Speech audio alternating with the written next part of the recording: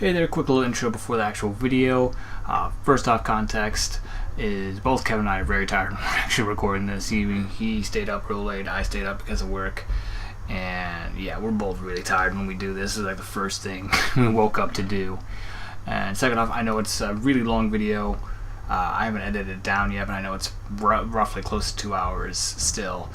And if you're looking for another person's take on Destiny 2, then please listen to our opinions. We're not full-time YouTubers, not full-time streamers. We're gamers, and we do game a lot, and we played this game a lot, and I like to throw my opinion out there. It's kind of why I started a YouTube channel, is to throw my opinion and gameplay out there for other people to see. And if you stick through it to the end, I'd be really greatly appreciated. Give any feedback or anything else. Comment on what you think of Destiny 2, what they can improve upon. What you think of it. Besides, if you just leave a comment that says Destiny just sucks 2 out of 10 or whatever without any context, I'll probably just ignore that, because fuck that noise. Enjoy the video, please. Hello YouTube, welcome back over to GamingHouse for the Destiny 2 in-depth review. Now I say in-depth, but be aware, Kevin and myself are both human. We'll probably forget something. It's more than likely going to happen. And yeah, I just gave it away there. Kevin's over here with me. We're playing live gameplay, so we'll probably have some awkward pauses and all that while I try to avoid dying or just straight up die. So excuse the gameplay if it's trash, and excuse us if we're too distracted. Starting off, we are both reviewing this as veteran Destiny 1 players. We both had easily around 2,000 hours each into Destiny 1. We played all 3 years. We've also got, last time I checked Destiny 2 stats, I got at least like 6 or 7 days in. Kevin's probably around the same amount of time played for Destiny 2 as me. And yeah, with that, Destiny 2 is out on Xbox One and PS4 as of right now, and it is slated for PC release October 24th. That's when you PC people can get your hands on it if you so choose. That's when I'm getting it too. That's also when Kevin is picking up again. Now, starting off, we're going to go ahead and we'll be comparing this both with Vanilla Destiny and Destiny Year 3 towards the end of the video, more towards the actual review score. Starting off, we'll go ahead and get into the story. A little bit of a summary and catch-up. Starting technically off with the Taken King DLC after the Cabal failed to attack the Dreadnought. They sent out a distress signal to the Empire, and well, the Empire responded back. Gaul, however, who is the main antagonist of this game, is the one that decided to show up to go ahead and attack the city and the Guardians. However, his intent wasn't necessarily to destroy everything, it was to actually to steal our light in order to overthrow the Empire. So he comes around, fucks up the tower, fucks up all kinds of shit, and pretty much cripples us, concerning, without light, we're kinda almost, useless.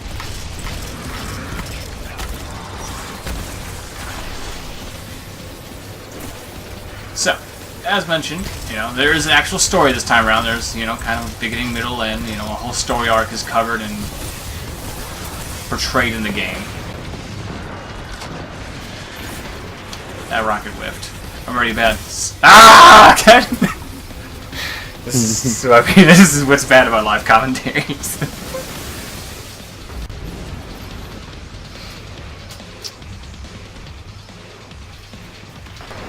Alright. So beginning, middle, end of the story. We will, of course, talk a little bit about spoilers. Nothing I said is too much of spoilers. But we will get into actual spoiler territory with this, because this is supposed to be more of an in-depth review. This is kind of like if you're still on the fence playing it, etc. This isn't for like trying to convince the veteran Destiny players to get back in. You probably already got it. We already got it.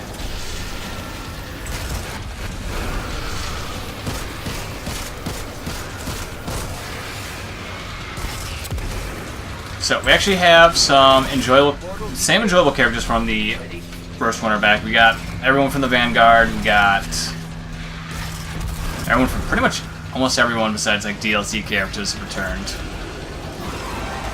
I mean, I'm sure Eris is going to make her return at some point. I didn't talk about Eris yet. You said DLC characters, so of course I went straight with Ares. There's Thurl. Oh, we're both dead. And let's see. We'll talk about them in a little bit.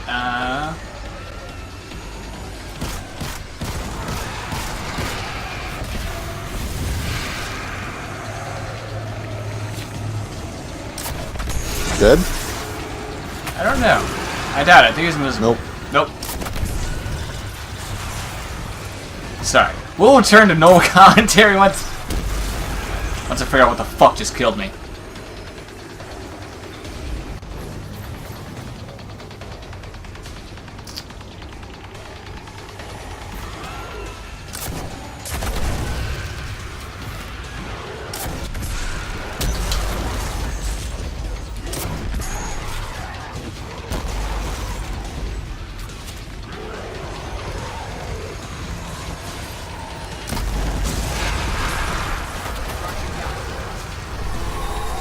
I am not sure what just happened to me there.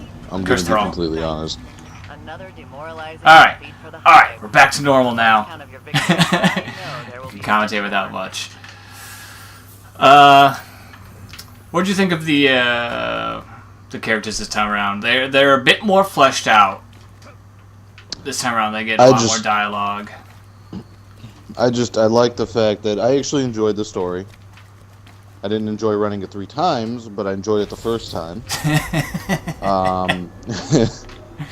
Always. You know, I just, one thing I didn't like is that, chest over here. One thing I didn't like is just the fact that when you go through the story, unless you actually do some of those adventures, you know, you're really not gonna. You kind of have to use that to piece everything together. And the fact that they didn't make those required to level up or like required to move on to the next mission is one of the reasons that some new players might not know what the hell's going on. Yeah, and I'll actually include it in here because it's not in the food notes, but we'll talk about Grimmar before we move on, so we'll include that in part of the story is the talk about Grimmar. Because I could legitimately go through and just do nothing but public events and level all the way up to 20 before I even touched anything, really. Yeah, you could. And public events is a great way to level up. Kevin, you're jumping around the script. Okay. Just saying. We'll talk about that later. What did you think about mission structure and all that for the mission structures this time around? I don't know, man. Some of those missions are fucking long. Really long missions this time around. They really dragged that out. Also, I mean, they try to avoid as much horde modes as possible this time.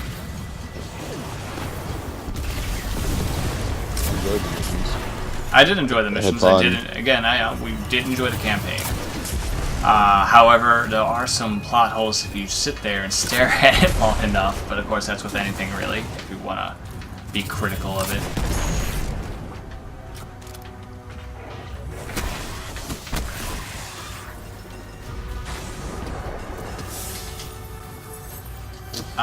They actually included vehicle missions this time around. There's 2 vehicle missions, one where you actually get a tank and one that's a tank without being a tank. Which, you know, that latter one's pretty boring because it's just you drive from start to finish. And, of course, tank missions yeah, also I highly doubt in that mission, too, that anything can actually blow you up unless you're just standing still. You have to try to die in that mission. Which also is technically, you know, another fault. I don't think I put in the notes. The campaign was hella easy. Hella fucking easy. I died. I sit there and I die as I complain about easiness. Hypocrisy! No, it was absolutely, it was very, very easy. You can easily, you know, kind of like, assuming, you know, you've played a shooter before in your life, you will breeze through the campaign by yourself. You will breeze through it without so much as any difficulty if you're in a fire team. Oh, yeah, because, you know, me, you, and Alex ran through it the first time, and it was simple. Yeah. Same with the final boss. Final boss was way too easy for the build-up of Gaul. Dude, we destroyed Gaul. Absolutely destroyed Gaul. Which I've seen... That mission was way too easy. Yeah. Which, you know, I've seen arguments for both sides. The whole MMO aspect is you're supposed to breeze through the campaign, where it's like, okay, but Destiny is a hybrid MMO. It's kind of like trying to get those feelers. Just speaking of that now, and you know what, we'll wait because I don't want to move it. I don't want to move ahead and talk about what I want to talk about. But so continue on. Okay. I do, however, story-wise, wish that more time was spent developing characters. The story felt like it moved actually pretty damn quick. Like, you immediately you pretty much did a couple missions each planet, immediately move on to the next planet without, like, so much as, like, a second whim, like, should we be helping out here, or... That's kind of like what I mentioned earlier. They should have made the adventures required before you could move on. Because, one, that would have made the story seem a lot longer, and two, you would have got more information about those planets. Yes. Because they didn't quite... It's not well construed that the adventures are actually part of the storyline. Like, fun fact. The adventures are actually part of the story. They explain more of the story about also, like, before and after. Because you get adventures unlock during the campaign, and then you get a bunch of adventures unlock after the campaign. Next favorite part, the part we're gonna again touch upon, is it feels like there's lots of missing elements. A lot of shit that's not talked about, a lot of shit that's not like mentioned per se. And possibly it's cut content, either to be for free or DLC. As we mentioned with characters, Eris is not mentioned whatsoever. Saladin is mentioned, but we don't see Saladin. Oh yeah, as a joke, but the mention of Eris' status is not mentioned. Look, I'm gonna be honest, and crazy theory. You know how when you get to Io, and in one of the story missions, and then I don't remember who it is. I think it might be Akora. She says that the Hive don't go anywhere without a leader. And so somebody new has taken over. Taken. You're talking about the Taken. Or the Taken. Yeah, my bad. I know what if Eris is the new Taken leader? Boom. Mindfuck. This motherfucker has conspiracy theories now. Dude, ever since you started watching Game of Thrones, man, you just think about conspiracy theories. You knew Game of Thrones. But and again, what Eris... could happen? Eris, not really mentioned. Saladin's mentioned, so we know he's alive, but of course he's not shown. Of course, the Reef is mum's the word. And a lot of locations aren't mentioned and or used, i.e. the Iron Temple, the Dreadnought, and the Reef. Which Dreadnought's actually really important and part of what I say for plot holes, because as mentioned in the Taken King story, if the core was to, be detonated in that, the whole system would blow up. Which the Cabal don't bother, like, attacking the Dreadnought. We don't know. The Dreadnought's just kind of there. You can even see in the background of... Which one is it? It's Titan. In fact, it's this one. If we were to go to orbit now, you could actually see the outline of where the Dreadnought is in Saturn's rings. Can you really? Yeah. Have you not noticed that? I've never noticed that. I feel we're going to orbit now to make sure I'm not bullshitting here. I've never noticed that. I've never paid attention, but I've never noticed it. But those locations, of course, yeah. But those locations aren't really like mentioned or utilized. Of course, half those I listed, of course, are social spaces. Is it Titan or is it Io? Am I mixing up my planets? Yeah, you are, because Io is the ring of Saturn, or the moon of Saturn. No, Io's the moon of Jupiter. No, Titan, you're right. All right. You're bullshitting us right now. Apparently I fucking am. I could swear content. this was a thing. Alright, well I'm sorry I disappointed all 5 viewers. Let's see. Moving on to the list here, because man, we get so sidetracked. It's gonna be great. It's gonna be a great hour-long video. We got again, another complaint about the story is they played it absolutely safe story-wise. Nothing really felt at risk. Like, no one really died besides the speaker, who was like, if you weren't paying attention, you wouldn't even know he died if you blinked during that cutscene. They also, referring to that also, I felt like we got our powers back way too fast. I felt like we should have played a couple more missions where we didn't have light. Hell no, dude. You do realize so this is why I many wanted people to would have complained about that. This is why I Really? like recording with Kevin, because Kevin offers different different points of view. Like No, dude, if you know how much that first mission sucked. You're slowly walking across, and then yeah, well, you we could have can got our jump, but normal you can't walking sprint. pace back. Well, No, give us back our that sprint. would not have been. This would have been so stupid if we didn't get our powers back when we did. Oh, I think we could have gone 1 or 2 more missions. And you know, speaking of the Shorter powers, missions. Shorter missions. Awesome. How awesome are those missions? They are pretty dope. You got nothing? So I had to like think like which one, what is he referring to? And I was like, oh wait, no, now I know what he's referring to. Is when we actually get our powers, which are pretty cool. Dude, except those for missions depending who you play as, awesome. because you know how much did you like doing Shadow Shot? Oh, that was awful. That one was tough.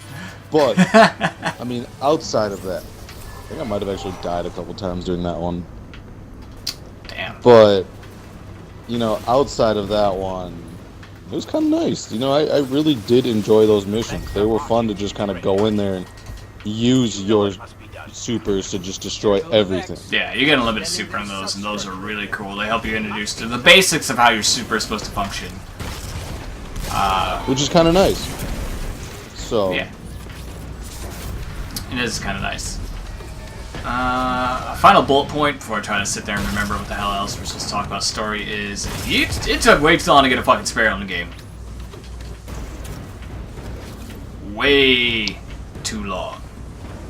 I mean, we never really noticed until we actually got the Sparrow, in all honesty. I mean, yeah, Until it you did go- take a long-ass time. But when you're running through the first time, you know, on these planets, you're doing a lot more exploring than just sprinting through. And by the time you finish it the first time, you'll have one for your second character.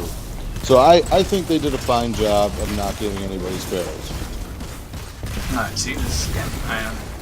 Think about how much more you explored because you didn't have a Sparrow to just quickly run through or drive through. I guess. It would have prevented rushing, and I guess, you know, technically your second character would have a Sparrow. Exactly, you can transfer it over.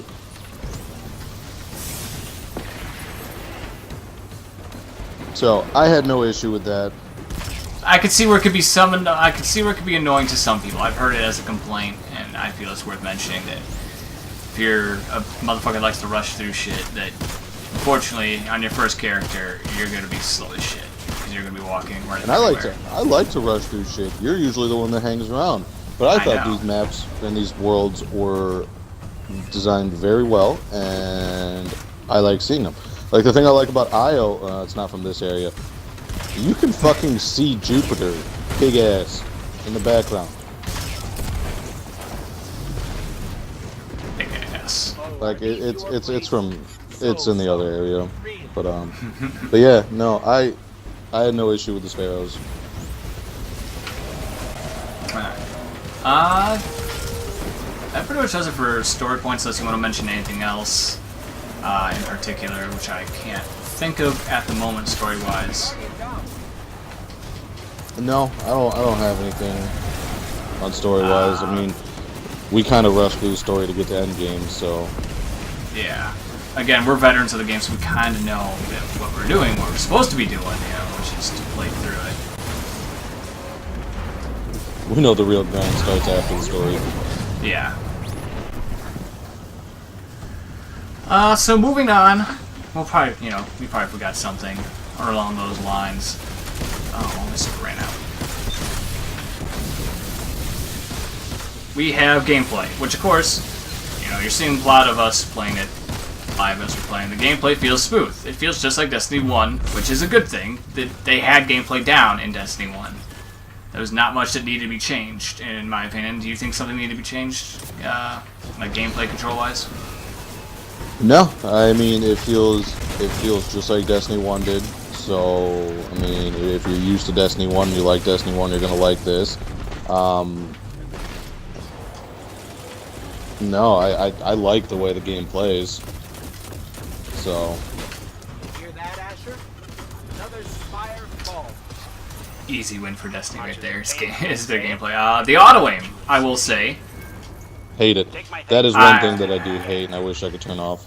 And this was in Destiny 1 too. It's the autoing was bad there. Or did I say Destiny 2 when I meant to say Destiny 1? Shit. It's gonna happen. It's gonna happen. We both like woke up and just like, let's do this. We haven't. Hold on. Come here. Do you see that goblin in the window just staring at us? Hi, Goblin. Yeah, he's one of my reviewers. Make sure to like, comment, subscribe, Goblin. He's just hanging out. But yeah, you'll notice He it just watched us particularly. massacre all of his brothers. Okay, continue. But yeah, it might not be noticeable for like very small targets or groups, but it's noticeable in groups of enemies where you're targeting and one walks in front or behind and the auto aim will snap to it. It's very noticeable in Crucible if the same thing happens. It'll often get your ass killed. Dude, it's the worst when. So yeah, you're absolutely right. If I'm shooting at somebody and all of a sudden, like if I'm trying to kill the captain out of the group and a bunch of thralls start attacking me, I'm gonna fucking auto aim to the thrall. And we're not even talking like straight up like you have to be aiming. Like straight up, if you're like even hip firing, it'll try to target the thrall. It'll try to snap to them while you're like not even actually aiming Really down sights. It's really of course dumb. made for more casual players. We'll probably throw that fucking word around a lot. Oh, I'm gonna be talking about that later. Absolutely. So continue. But like I said, on console there is no option. On PC there is no auto aim. So you guys are good to go there. I mean, just now that we're really talking about the PC version, I foresee myself buying it on PC just so I can go through the grind again. And as much as I do like playing on Xbox, but at the same time, like I feel like they're gonna go through a huge content drought. Yeah. I do. What else is there for me to do right now outside of the raid and just those milestones every week? We'll get to that later. We'll talk about that. We'll talk about that end-game content plan. But I guess that's also worth mentioning also is we played the PC beta, and it feels So like much an action. It's It night feels and day difference, dude. if you're not getting a straight port. It feels like you are actually getting As long as you can take it yourselves an far, actual like from me. solid version of the game. At least from the beta. For all we know, the rest of the game could actually not be optimized and trash, and that's why they delayed it. I don't know, man. The PC version just feels like its own game, and it's so smooth. And like even playing with I thought moving from a controller all through Destiny 1, it's pretty much the same controls. To moving to a keyboard and mouse would be difficult. It wasn't at all. It took me A couple hour tops. Hour tops. to get A used couple to it. rebindings because their rebindings are Yeah. really weird. Something showed us the bind was But really weird and dumb. But like outside of that, it did not take me long at all. And even if you wanted to hook it, like we're not competitive players. I don't give a shit about Crucible, and I could easily plug in my controller and use that, and just for the frames. For the frames. Alright, but that'll do it for PC So. talk because that's not out yet. At the time of review, I could sit here and wait a whole month to fucking upload this. I won't. Infusion returns from Year 3 Destiny, and I have to specify that because Infusion was first introduced Year 2, however, it didn't do what it did in Year 3, what it does here, which is, when you infuse something, it consumes the full light level, as opposed to Year 3, or Year 2, which would only go like halfway. Alright, fuck you, Thrasher, shit. So that's a good thing, because that helps with the grind a lot easier. And the loot grind is a bit easier in this game until certain aspects. You get to 260, it's easy to get to 265. Which of course the game doesn't really start until, you beat the campaign, you get to level 20, and you get to 265. And then it becomes a series of walls. You pretty much then try to get to 280, which is a grind. And then from 280 onward is an absolute fucking struggle. One more ship. Yeah, I mean, once you get to 280, you're essentially the only way you're really going to level up is grinding for exotic engrams, for power level up, or milestones. That's about all you got left.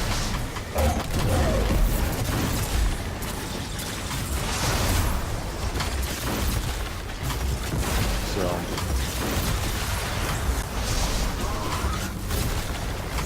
but you were just very focused on killing that guy. Sorry. I know how to stun lock with the Arc Strider, and it's really cheap as shit. Yeah, I get way too focused on that. Yeah, it becomes a real grind, and you're pretty much relying on Risa a lot, which, again, endgame content we'll talk about later.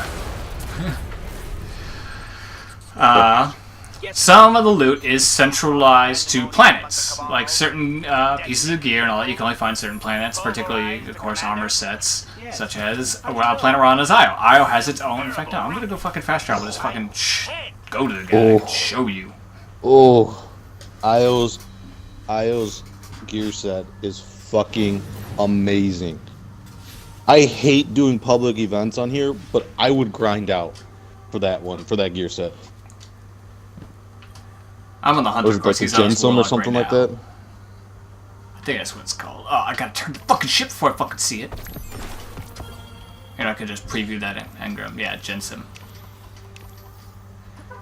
So, each planet pretty much has this. They have faction weapons they can drop, which will usually be focused on a certain type of weapon faction. You know, we have Suros, Vice, Hake, all that. For instance, Io has a fair amount of Vice weapons in their loot drop. They also have, again, this own armor set you see right here. And each planet is like that. Okay, Earth has its own armor set. set. Nearly as cool. No, Warlock one is not good on this planet. Which, that's later we'll talk about. But anyway, each planet's got their own thing that drops, etc. And it's really cool because if you like a certain set, like say you like this Hunter set of armor right here on Io, well, you sit here on Io and grind it out until you get it. It's still RNG, so you gotta fight RNGesus there to get that, but it's really cool if you want certain gear and certain weapons, how fixtures, that you know where you can go to kind of grind out that area. Same with also Vanguard weapons and gear, and same with Crucible gear. Which, by the way, hint hint, Vanguard gear is actually like arguably some of the best gear in the game, for gun-wise. Guys, don't do what I did. Don't dismantle your nameless midnight. Don't dismantle. It's impossible to get it back. I mean, it's not impossible. You just RNGesus is just not on my side. So. All right, here we go. We're getting into the part of our where we're gonna, bash the game, because everyone's bashed the game for this. We're gonna talk about shaders now. Shaders we can now put on literally everything. I can put it on every individual piece of armor. I can put it on guns. I can put it on my ghost. I can put it on my ship. I can put it on my fucking Sparrow. That's really cool. Okay. What's not cool? I'm gonna be honest with you. So I know what you're gonna say, and it's not cool that they're individual pieces. Oh no, that I don't mind necessarily. Oh, that I don't mind. okay. You know what I'm really gonna trash talk about is, Go ahead. Yes, they have been reworked to a one-time use, and yes, you have to put on each individual gear. It's the fact that they are more hidden behind bright engrams, which I'm pretty much getting ready to rant about the bright engrams, Kevin. Because they can suck dick. I feel like there's too much lock behind bright engrams, which bright engrams are, of course, you get those from leveling up on the little bar you see at the bottom of my screen right now. It's almost filled up. You'll get a bright engram, which of course has, you can get shaders from that, you can get ghosts, sparrows, ships, cool-ass holographic emotes, which I will say alone almost justify the microtransactions themselves. As terrible as that sounds. Let's face it, microtransactions aren't going anywhere in games. I love the holographic emotes. And I feel like that is the real hate and all that is. I feel there's far too much behind bright engrams. Yeah, but dude, it's not. It's all cosmetic. And if it's not, well, what I'm saying is there's not power. Where can I earn a legendary ship in game that's not a bright engram? I mean, dude, you get bright. It's not like you have to pay for them. You get bright engrams from playing the game. Yeah, but what I'm saying is they lock too much behind it to where you don't get anything substantial unless it's from anything cool looking. There's no raid ship. There's no fucking raid sparrow. There's none of that. There's no like ghost you earn. There's no ghost you can pick up unless you pre-order the game and you can buy one from Shacks. I mean, the ghosts really don't mean anything. Well, I mean, they do have some stuff behind them. I wanted that one. No, it's fine. I'll let you have that one. But I feel that Kevin also feels differently. Kevin's got a different philosophy behind microtransactions in games. If I want to spend my money on microtransactions, I will spend my money on microtransactions. Simple as it is. I worked for that money. If I want to spend it here, I'll spend it here. Otherwise, I'm just going to spend it at the bar. God, he's gone. Yeah, dude, the one-click core really said... Oh, my dad. One-click core really sent some people flying. But yeah, depending on your stance on microtransactions, you know, you're going to fucking hate it or love it. It's not pay to win in this one. I don't have an issue with microtransactions as long as it's not pay to win. If it was pay to win, yes, I'd have an issue with it. But it's not. So I'm really struggling to stay alive right now. It's alright. This is what happens when we do live commentary again. No, it's just when you're in patrol, I mean, that's one thing that happens in this game. When you're in patrol, you just kind of let your guard down. You die a lot. Because you just don't care. There's no penalty for me to die out here. True. So. But yeah, but again, I feel I'm trying to summon my spare and I can't. I can't do that in here.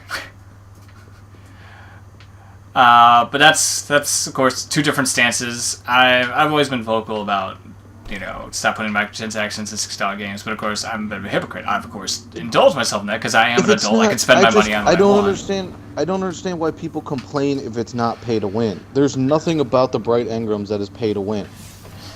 I can see the argument because it'll be touched again when I play Shadow of Mordor, a game that's also got microtransactions in that. You're sitting here talking about where the hell you can get legendary ships from, where the hell you can get legendary sparrows from. Does it matter?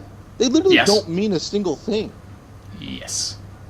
What happens if they introduce SRL again? Then it's gonna matter. Then that's actually where it's gonna become slightly pay to win if they introduce SRL again. Man, you know I took a break from Destiny and Destiny 1 and it was right about that time. Nope, not at all. I played SRL.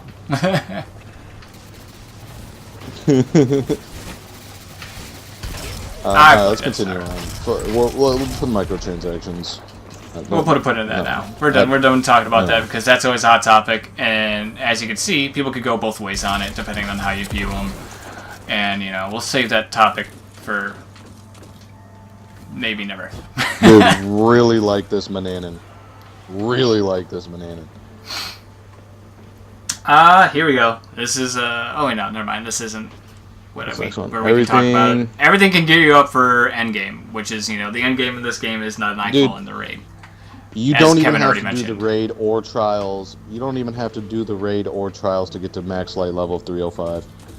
I mean, I was 304, 303 before I even beat the raid. And the raid didn't even drop me. I'm not even going to talk about the raid yet because we're going to talk about that later. But, you know, everything gears you up. Yeah. It's awesome. We haven't even tried trials yet.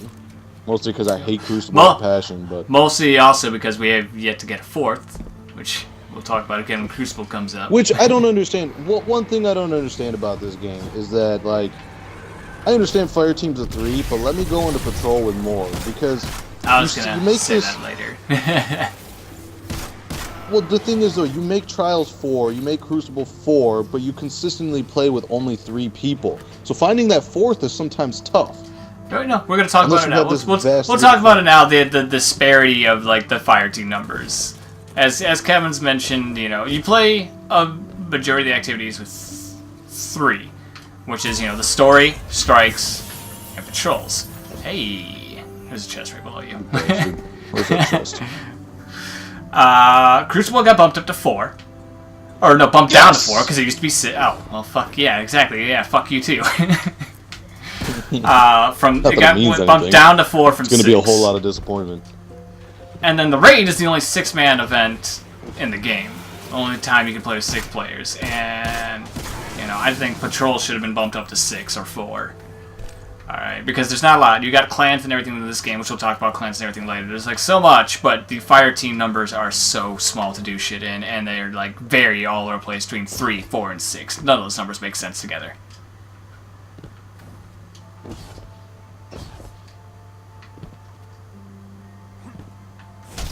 still there, Sorry, Kevin? I was texting.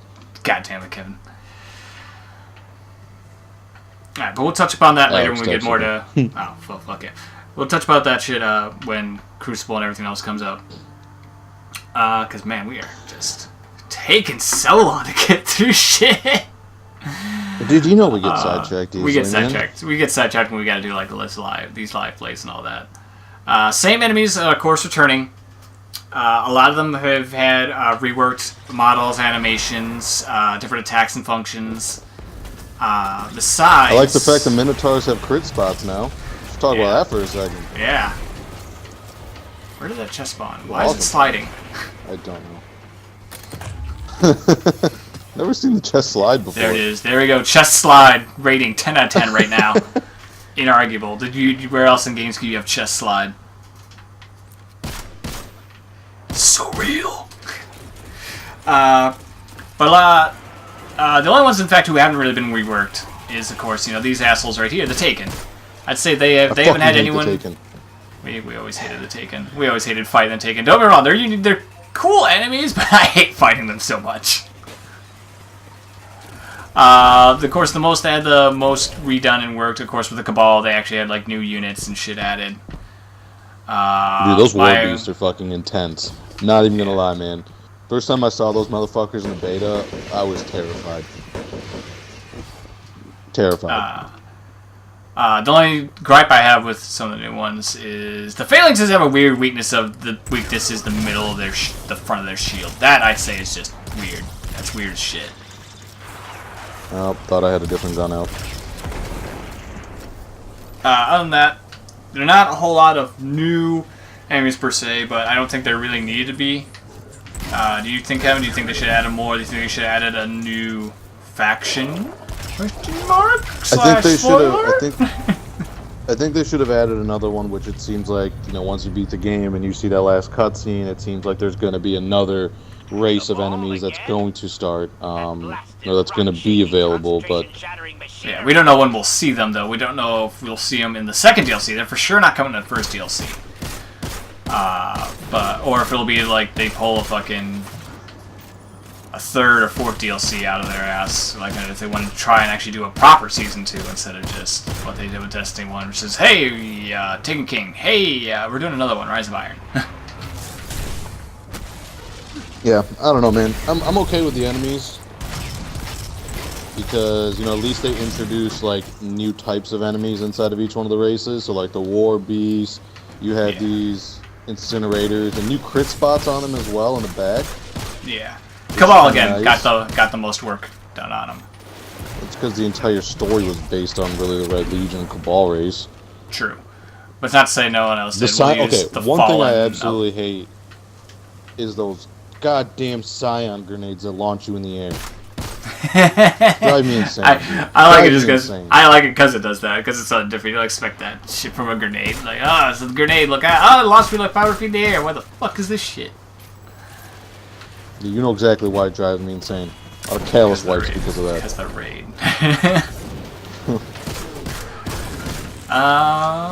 Nothing else to really add there. Yeah.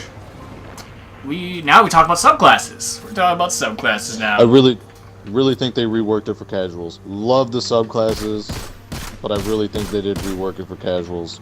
Straight up.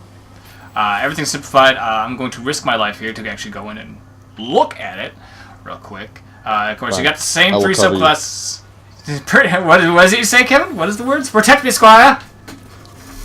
You got the same three subclasses from Destiny. Soul will protect you. From Destiny 1 full game. So in other words, we got the Taken King subclasses of Night Stalker, Sunbreaker, Stormcaller, and of course they reworked all the other classes. Some functions similarly for the ones that got renamed: Arcstrider, Sentinel, and Dawnblade. But here's the trees right here. Of course, you got the class abilities that they added in the game, which I like the class abilities. I think they're really cool. I'm getting shot at. Rude. But as you saw there, because you could refer to that, rewind, pause. It's very simple compared to Destiny 1. Very fucking simple. Where we had a bunch of things. I'm here, Kevin. Here.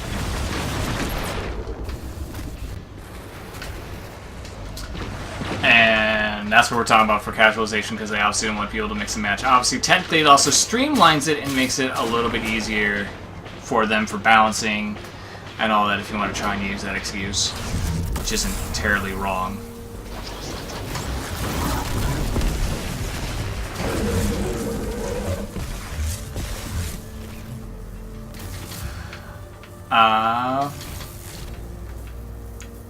Do we want to talk about any more casualization of the subclasses? Before we talk about any more. Subclasses are pretty straightforward. I mean, really cool that a lot of them got reworked around to be more roaming supers, i.e. Striker. Striker's no longer a one-off. You can now like pound the ground and then keep wandering around to kill people. That's really cool.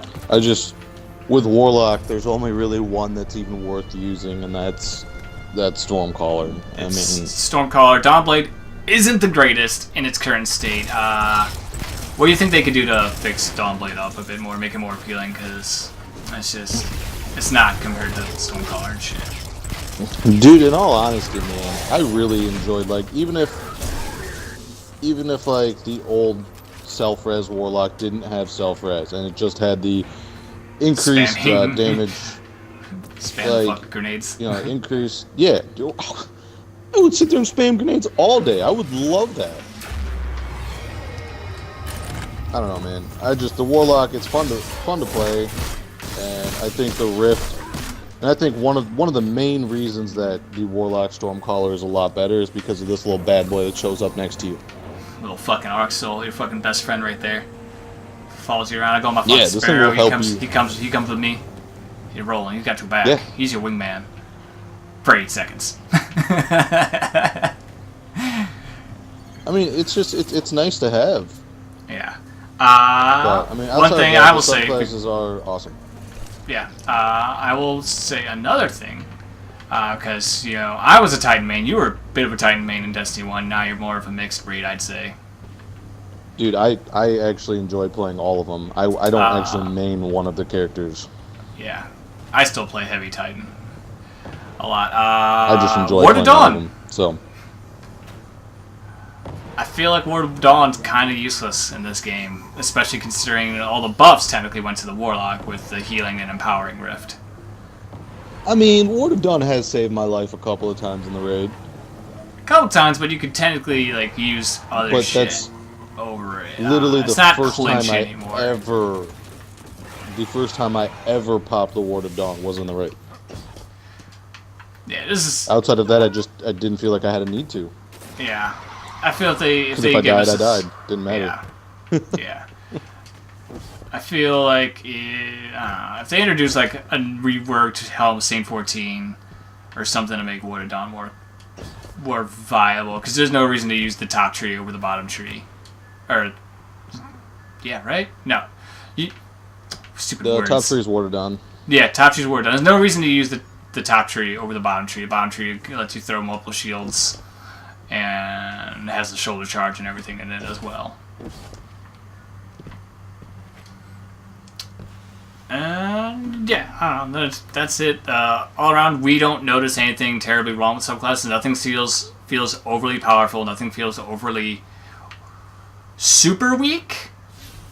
Again, we just like we mentioned, there's some that are noticeably like worse off than other ones, i.e. like Warlock subclasses. Stonecaller is easily hands down the best one to use.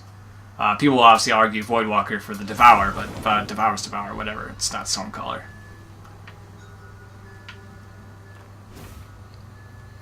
They also, I feel like I don't know, again, if they'll pull another fucking Destiny 1 tactic of introducing any new subclasses. I feel like they definitely missed the opportunity to introduce new ones in the base game, especially because and it's the final note there, Kevin, is, they introduced a new exotic called Coldheart. And, without looking at the weapon, when you hear that name, what comes to mind for an element when you hear the word Coldheart? Ice. Ice, frost, anything with like a variation of ice in it. It's Arc. So to me, I mean, it feels like with that weapon right there, especially because it was advertised because it was a pre-order bonus, is, you know, you missed the chance to introduce a new elemental class and all that, and something they could have, again, made the game more appealing to veterans and all that, and help quell the criticism of, you know, same repainting. Oh, game. this is the one where you can see Jupiter. Skybox. Amazing skyboxes as always. But that'll do it for gameplay wise. Again, there's seems like a missed opportunity they could have done. Gear! Let's talk about gear! We talked about it briefly, technically, in our beta impressions, but we're just pretty much going to cover it again in case people didn't watch that, because I don't think people did. Because, you know, I'm not a mainstream person. Loadouts have changed. It's now kinetic, elemental, and power.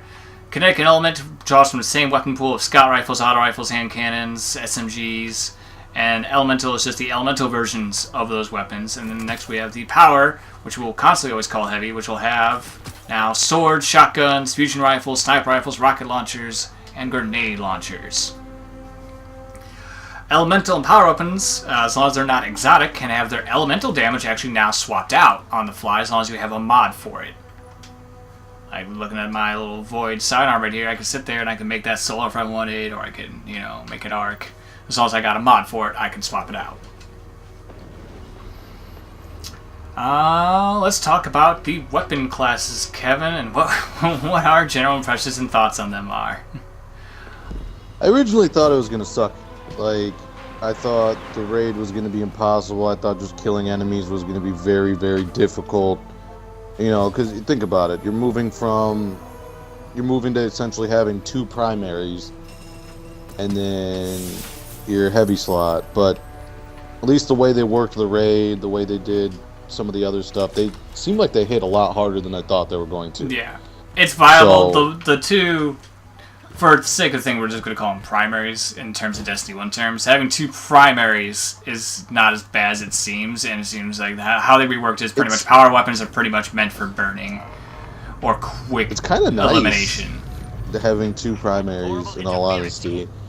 I trust you remember Yeah, what to do. it is very nice. Considering how, like, depending on what you're using, it could work out. Technically, if you're looking for long-range combat, your scout rifle can fill that void if you so need it to. And then you can rock an auto rifle or a hand cannon or what have you. It's really good. Let's talk about the weapon classes specifically. Let's start with the new ones. What do you want to talk about first? SMGs or grenade launchers? Grenade launchers suck. Don't use them. Grenade launchers suck. They're in a bad spot. A really bad spot. What do you propose to buff grenade launchers? Because right now, they seem way too gimmicky. And their role can be filled in by literally what I'm using right now in our hands, rocket launchers. I really like the word tutorial.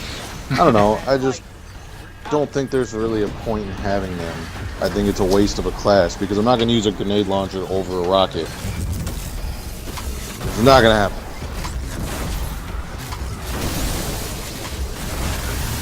Yeah, I feel maybe some helpful buff or something to them would be definitely radius needs to be upgraded. For a lot of them, unless it's a specific perk, make it so they blow up on impact. They bounce around by default on their own, and that makes them definitely trash. And people don't like using it for that particular reason. Shit! And again, radius, because, you know, if you try to use it for crowd control, which is what it seems like it's for, it's not really meant for, like, single boss damage or something, it's not very good at that, because the radius is too small. And probably also bump ammo. Like, the only good grenade launcher in the game is the exotic Prospector. And that's because you could sit there and just dump 8 rounds, reload, and dump your 8 rounds again, because it's fully auto. And even then you just dumped all your fucking power ammo, whereas, again, then you could just use a rocket launcher or something. That's thoughts on the grenade launcher. SMGs? I feel you either got a good SMG or a bad SMG. That's kind of how the SMGs roll. Yeah, and I mean, played this game for quite some time. Still don't have that Hake one, the anti-ope. It's a little disappointing, but you know, either way. That's one of the good ones. Pretty much the good ones are like the more slower rate of fire, which slower rate of fire for SMGs still means they're pretty high on their fire rate, but that means they also got decent impact. The Mida Mini's good. I like that. The only thing I'd say for SMGs is bump up the reserve ammo. I feel like they go through ammo way too fast for the amount of things you kill. That's even like actually like going for crits and all that. I feel like they still just bleed through ammo. I trust you remember what to do. We'll talk about the old ones, see how they got retweaked. Yeah, let's just go ahead and do that. Auto rifles feel really good. Nowhere near, of course, the nerfification that they received throughout SD1's lifetime. No. Kate, there's... You there, Kate? You texted again? Yeah. No, there's a cleansing mind over here that's trying to rape my butthole, and you kind of just left me. I thought you were already teleported. Don't you have some No, I'm treasure about to hunt? now. I went to Rupture. Just go there. Okay. Thoughts on I like auto auto rifles? rifles. A lot, actually. I feel like out of your 2, your energy or your elemental, you kind of have to. And guess what? One of the best auto rifles that you get, you actually get from the story mission from Zavala. So... Because it's a Vanguard you know, one. Vanguard weapons are very, very strong. Or they're like really good. Like if you, I'm pretty sure you go around YouTube, look for like best weapons, you're gonna see a Vanguard weapon in everyone's top 5. You're gonna see 1 or 2 depending on what it's about. If it's overall, or if it's like class based, you're going to see it in. I think Hands Origin Story and Nameless Midnight are easily top 3, both auto rifles and scouts. Easily. I think the only thing better for auto rifles might be Uriel's Gift, and then the raid one, which I don't actually have, so I don't know. I can't really say it's that great, but I just like that Ambition Assassin perk. It's not terrible. So I think auto rifles are amazing. I think the scouts, it really depends on the scout. I feel like for a scout to be viable right now, or a hand cannon for that matter, it has to have explosive payload. Yeah, the difference is night and day whether you do or don't have explosive payload. So I think it really depends on the perk that's on the weapon. Unless of course it's a Mida. The Mida it's insane right now. Yeah, we'll go ahead and we'll talk about that more when it comes into Crucible about the Midas status. But arguably, of course, the best scout rifle in the game. Scout rifles also feel really good, and in general, everything feels like they fit into a role. Scout rifles, of course, unless you're getting headshots with scout rifles at medium to long distance, you're kind of just wasting scout rifle ammo. That's how it feels with them. With hand cannons, you could kind of, that's more of the short, medium range where you're hitting, again, headshots and it just tears through people, but you can also still miss and all at least like stagger or do a fair amount of damage. And that's why it's kind of nice to have explosive payload, because you're doing that extra damage even if you don't get a crit. Pulse rifles, not in a good spot right now. Awful. This is our opinion, of course. There is the rare instance that people can use scout rifles. I've seen it in Crucible, but I feel like that's the rare instance of people just being able to use the weapon, not the weapon being actually good. They need a buff strong, whether it's damage-wise and all that, because they just get outclassed by everything else, by something else within the range that they're supposed to. Which is, pulse rifles are more meant for medium, and everything else can reach medium range and do it. The Vigilance Wing is like the only pulse rifle that I believe is actually like decent. That's because it has a 5-round burst. Like that's really the only reason I would even use that thing. Yeah, but then that's an exotic, by the way, the Vigilance Wing, so that's already taken up your exotic slots. So it's like Which, I mean, dude, think about it this way, man. I don't think exotics are all that great. Like, I could use the Raid Rocket over the Wardcliff Coil and not have a single exotic, whether it's armor or gun, right now. Yeah, and that was the design choice. They wanted that. They didn't want overpowered exotics and everything else. Because they wanted to avoid Galahorn situation. So, like, you can, you know, the Warcliffe Coil is good, yes, but there's other options. The Curtain Call, the Vanguard rocket launcher. Any rocket with clusters is awesome in this game. Yeah. I'm not using one clusters on this character, So- if you're wondering. I only ever use rocket with clusters. Mostly Well, I because got- either use the raid one This or one's got Curtain Call. tracking. See, I've never gotten a Hake one, so I wouldn't know what that feels like. Yeah. Next up, actually, we should probably talk about power weapons, which, you know, rocket launchers, again, rocket launchers, good spot.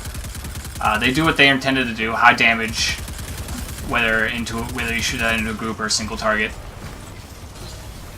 Even better if you got cluster bombs. Fusion rifles. Fusion rifles, I feel like we don't use a lot, but they're not bad. They're not bad. I really like linear ones. But again, I think I would rather use a rocket or a sword rather than a fusion rifle. With everything with shotguns, snipers, and everything moving to that power weapon side, you really have to think about what you want to use. And I think I would rather use a rocket or a sword, in all honesty. Depends. I don't know. I haven't played enough with fusions because I keep not getting them. Of course, the Merciless is really good. Arguably, that is the highest damage power weapon in the game. Totally But it's dismissed not- that rocket from point blank. But of course, you know, you'll see that on LG, people trying to beg for that and Cold Heart. Detonated vehicles, Cold Heart. pulverized mean- commander, Yes. Cold Heart How'd is you know? really good. from the unbearable racket. For the raid. So Kind of mediocre and everything else. yeah. Shotguns. Shotguns, again, if you're within the range of a shotgun, it melts. And it's pretty close range for shotguns. But if anything's within that range, you will melt it in 2 to 3 shots, depending what kind of shotgun you got. Hawthorne's Forged, anything with full auto, of course, is really good. I haven't tried the slug ones enough to actually tell if they're good or bad. I have one, I'm just not using it right now, because I don't want to. Because I'm not testing, I'm playing, I'm having fun. Die. Sniper rifles, not in a good spot, in my opinion. Like the YouTubers and all that can fucking use sniper rifles, and I see them use sniper rifles, but to me, they're just not in a very good spot at all right now. I feel like all their scopes zoom in far too much. Kevin, there's a... Where the fuck did this guy come from? I don't know, he's mean and he doesn't like me.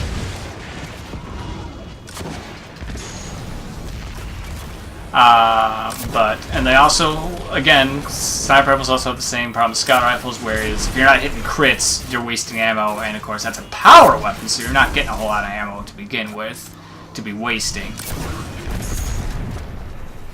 Thought I was using Storm Trance, I'm not gonna lie. Why did you switch to Void? Kinda forgot us. I don't know, sometimes when I like to have fun, I like to throw one Nova bombs. Sure. But anything. Anything to add to sniper rifles, Kevin? Nah, I'm never gonna use one. I dismantle them as soon as I get them. They're not even worth it. That's our In my opinion, of course. right now. So, Like I said, I've seen YouTubers use them. I don't know how they can use them over, like, rockets and shit. Next one, the fun one. Swords! Swords are fun to use. I love swords. That's pretty much it. Swords are fun to use. I would not use them in the raid. Well, actually no, you've used them in the raid. They're not Look at terrible this in the raid thing. either. Look at this thing. Swords are fun, particularly if you get a version like that. Awesome. And that version that Kevin has is the raid sword, and there's another version that you can get regular that also gets ammo back every time it gets 3 rapid hits. Essentially meaning that as long as you hit the uppercut option, you will have unlimited ammo for a sword. Yeah, as long as you're making contact, so you can go into an elite or a yellow bar, and as long as he doesn't kill you, you can sit there and continuously hit him, and it'll Yeah. keep refilling, which is awesome. This sword works very well in certain situations. I like to use it when I'm having fun, but it's also hard to just use that and not use this raid rocket, because this is a lot of fun too. Yeah. And also, of course, rock could be used more. Obviously, on this one, like, say if we were doing that Taken Blight you saw us do earlier, if he had a sword for that, it's not going to be a fun time for that. What is that guy doing up there? Is that where that fucking regional chest is that I've been looking for? That's got to be it. He's up there sprinkling seasoning on us. That does it pretty much for weapons. Oh, God, Dad, we've got such a long list. There are now fixed perks on weapons, so no longer random rolls on weapons. Everything when you see drop is the same, so if Kevin was to get this raid auto rifle I have, it'll have the exact same perks on it that I have. This allows Bungie to tweak, along with their new weapon system, this allows them to tweak weapons specifically. No longer will they be like nerfing weapons across the board for classes and all that. No longer will like Scout Rifles get a general nerf or buff. They will now be touching specific weapons. Which I think is cool, but it kind of takes away that grind of trying to get that perfect roll. Of trying to get the perfect roll, I've seen the complaint about it multiple times, and of course people got different stances on it, that of course the balancing issues and etc. But I feel like some weapons have useless perks, which makes them not usable compared to other weapons that are obviously better, i.e. like Vanguard weapons. Like there's several rifles and some machine guns that have the like kills with the melee refill magazine. That's useless. That's utterly useless. There's also... It took me forever to get to... Like, it took me forever to get this Better Devils, and I knew as soon as I had it that it was going to be good. I didn't have to worry about the rolls, which that's nice. But then again, it takes away the grind, which we'll talk about later, I think. But I think we talk I'm about not sure where this chest came from. I think it was high value. I don't know. But yeah, and some of them, again, have useless perks like that. Not just, if you think that melee one's a bad argument, here's another one. I believe the Showrunner, the Vanguard SMG, I don't have it on me. I don't feel like opening up Destiny Item Manager to go transfer it over because I think I got one, just so I could specifically argue it for this. And of course, I'm not in the character or position to grab it. Its two perks are you can either choose between Extended Magazine, which gives it 39 rounds, or Tactical Magazine, which gives it 38 rounds, but also buffs reload time, handling, and like one other perk. So there's no reason you would use Extended Mag over Tactical Mag. And there's several other weapons that got similar situations where there's no reason you would pick that perk at all. Because the other one actually just absolutely outdoes it, and we're not testers and all that, so we can't necessarily pick and choose which ones. We got to leave that for like people like Dotto and all that who'll probably go through with their teams and all that and actually test and say, hey, these weapons need like X perk swapped out or stat changed, etc. Which Bungie's able to do that, of course, with this new system implemented. I would have liked to have seen maybe like to at least like mix up the drop rates a bit. Is they have like a small. Each weapon had its own like perks it could pull through. So each weapon can only pull from certain perks. So like if say there was an overpowered perk for that weapon, then they can take that off of it and it still have other perks it can select from. Do you feel me, Kev? Yeah. Yeah, like a small loophole would have been nice. But I'm not going to argue the system isn't terrible at the moment.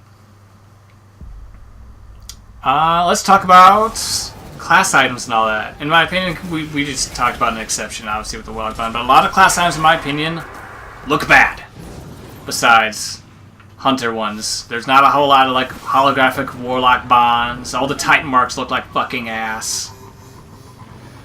In general, Titan gear doesn't look good in this game. The Titans got hated on. I don't understand Bungie's hard on for like hunters all the damn time. Titan gauntlets look terrible. Okay, yeah, fair enough. Gauntlets, just the gauntlets. There's like they're ridiculous. Yeah, they're ridiculous. And that's kind of a shame. I'm not sure how much is being held back, because Bungie's already teased multiple times that there's a bunch of weapons and shit not a game yet, i.e. fucking locked off, time-gated, for either like events and other shit. But so far I'm not impressed with like how class items look compared to Destiny 1. Even the vanilla Destiny 1. Like, there were so many holographic Warlock Bonds, and this one there's only like 2, 3. They're not that fantastic looking. Just as an example. We already talked vaguely about the exotics. Again, exotics more gimmicky and all that, and they're not meant to be overpowering, with the exception, of course, of Merciless is obviously an example of one that can be overpowering. No, I think the perfect example of exotic gear that's useless is one that Xur is selling right now. I don't remember if it's the... He's selling Wrist the Runner. Hunter Gauntlets. No. Oh, you're talking about... Okay, Got a so gear, like gear-wise, the one not like that weapon... increases- Armor, exotic armor. The one that He's right here. We can increases literally talk to sidearm reload speed. Where the fuck is he at? He's in this cave. Where's this douchebag at? But again, more gimmicky He's and all selling- that. He's selling the Mechaneers trick sleeves. Why would- Sidearm... We can talk about sidearms. Increases Oh well. Sidearm reload. Sidearms Sidearms suck. aren't- Don't use them. Sidearms kind of suck. Unless you're like trying to have fun. They also need an ammo increase, by the way, to make them more viable. If you're not going to increase range and impact. Because, of course, other weapons can fill that close range role. But yeah. There's several that are like that. Wrist runners. Oh god, Kevin's dead. The lion was Lion Rampage or Lion Rampart? Because there's two ones with fucking lion in its goddamn name. One is Titan legs, and the other one's the useless one-shot grenade launcher. That is like hands down, everyone agrees, is absolutely useless. Is that exotic grenade That launcher? grenade launcher is the fighting lion, isn't it? Fighting lion. I think that's what it is. And that one's like universally panned as like useless. And I got it finally, but I haven't touched it because I already knew it was useless. So I don't know what to say, like buffer those, and we're not exactly testers here. We're not going to bother using things we don't like at a first glance. Like again, It looks cool. sidearm, yeah. For instance, But those sidearm gauntlets. Sucks. I've used it. Yeah, I'm not even gonna buy those.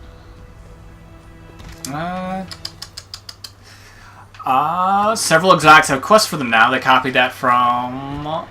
I think it was they introduced that during Wrath of the Machine, the Iron Temple DLC, and all that is where they introduced where they were going to start having more quest lines for exotics. And this one they do that, so it makes some exotics actually like easy to obtain. The Mida multi-tool, part of the problem we'll talk about later. But that's really cool. That is a problem. I'll talk about it later. We'll talk about it later. Mods are now a thing that I briefly mentioned. That of course, you have elemental mods. You also have damage mods for your kinetic weapons. You also have specific mods for the armor, which has a lot to go into. Like reduces cooldown of like your class abilities when using a specific class. Fucking reduces recoil, increases handling, etc. There's a bunch of mods now. Particularly, you only want. Later on, once you get to that 280, you can start buying mods and crafting legendary mods, which are what you need to get yourself to that 305 light level. And I like it. I like the mod system a little bit. And you got anything really to say about mod system? Make these take and pay. No, Yes, I good. think it's cool. Increase the factor of it's cool. I wish there was a better way to get kinetic one, because that holds back a lot of people. Yeah, the kinetic one definitely needs to be. They'll need to drop more. I feel like at some point they should just let you buy them, maybe with legendary shards, since I have a shit ton of them. Oh, see, there we go. We can talk about that here because that's part of gameplay, and that's one of the things I did forget, which was legendary shards. There's not a lot to buy with legendary shards, and you begin to pile these bad boys up with nothing to spend them What do you on. got now? Give me a second when I'm not getting molested by things. I'm at 516, and I spend these every chance I get. That's it? To even, yeah. I'm at 516, I spend these every chance I get with the whole, like, infusing. If it gets me one more up, I'll go and do it. It costs me 4 if it's a blue, but I don't care. Alright, which one of these assholes isn't doing heroic? Over 1,300. Yeah, they stack up. Especially, and there's nothing really to spend them on. You can buy. There's a couple vendors that'll resell like certain legendary weapons, like the Mida multi-tool. There's a Man of War linear fusion rifle you can get. There's also the ghost I mentioned.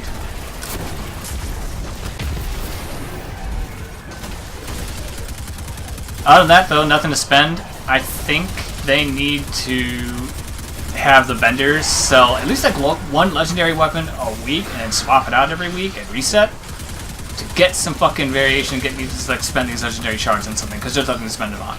And the vendors in general don't sell dick that's worth anything. They sell greens. How the fuck is this thing not opened up yet? I don't know. I've fucking pumped so many. I pumped all my rockets into it. You still got the sword? Is that what's going on? No. The raid rocket. I don't have any rocket ammo left. There we go. There we go. Struggle. Where's this asshole? It's not here. No, it's not here.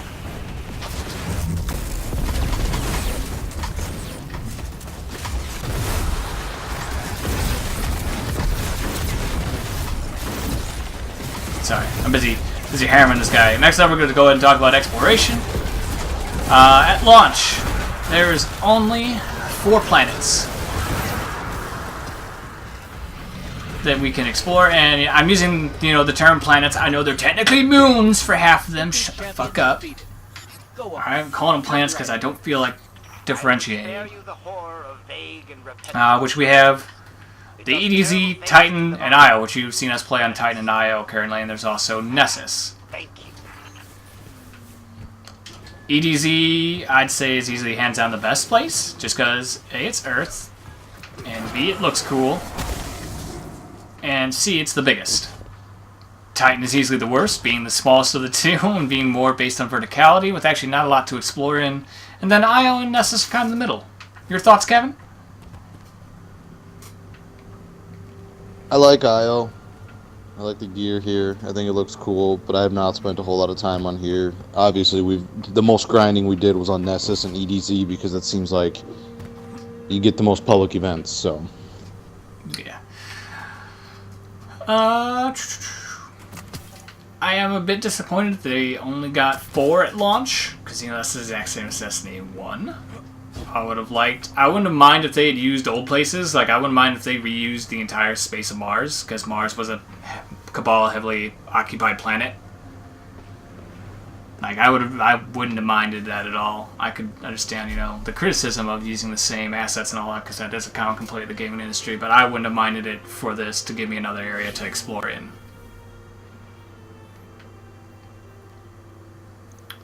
What about you, Kevin? Would you mind if they used any of the old spots and all that? I don't know. They should have brought back Dreadnought. I think 4 is cool. They should have brought back Dreadnought. There's an NPC in the tower that talks about the Dreadnought. Yeah, about people smuggling worm spore and shit. Smuggling. Yeah, I feel like they could have gave us 1 or 2 more, especially ones that fit in the story, like, again, Dreadnought and Mars, easily. They gave us a map now, as you can see when I hold down this button here. Now we have a map that now tracks, public events, as you've seen us been doing, tracks adventures, missions, etc. Really nice and cool. Doesn't track teammates, though. That'd be nice if we could track teammates, so, when we kind of ditch each other, we kind of know where to go, without having to say it. I ditch you guys on a regular basis. Kevin does it on a reg. Straight up. What a nice land. You're sitting all alone out here. Let's take it. However, the map, I will fault the map for this, and it's a fault of the game as well. Again, also with casualization of the fucking game. Bring that back up now. It also highlights regional chests and lost sectors, which I think for the first time we look for these, they shouldn't have been on the map. They should have encouraged us all to just run around and explore. As I like, also the lost sectors are terribly hard to find if you're just looking around. There's a big ass fucking white mark in the location of the entrance. Yeah, they're really not difficult to find at all. I don't know why they had to put them on the map. It kind of ruins the exploration feel, because now you just know where to dart around. Instead of going exploring, finding other shit, finding, cool little areas and all that all on your own, you now know that you just have to blaze through to area A to B.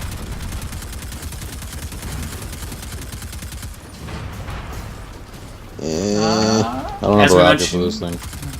I got rockets, but I'm fucking getting...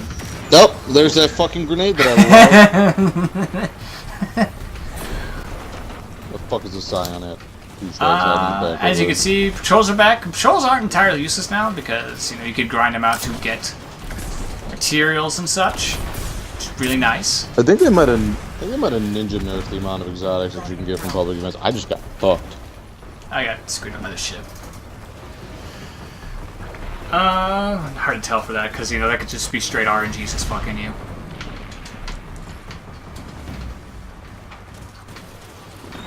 But we got that. Which is nice because public events were just such a fucking drag to do in Destiny 1. I'm shooting the ship, so I'm not like, you know. The ship's shooting me now. Maybe I should revive you.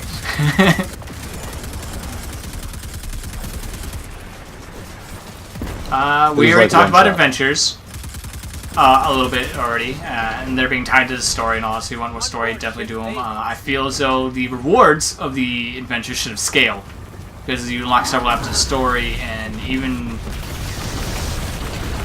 when we went through the first time, there was no need for us to do them, except for the unlock points.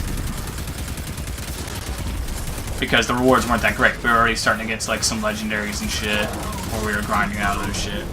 And the rewards for them are like blues, and they're generally low power level. They needed to make it so those rewards scale in the future. It's obviously kind of too late now for like players like us.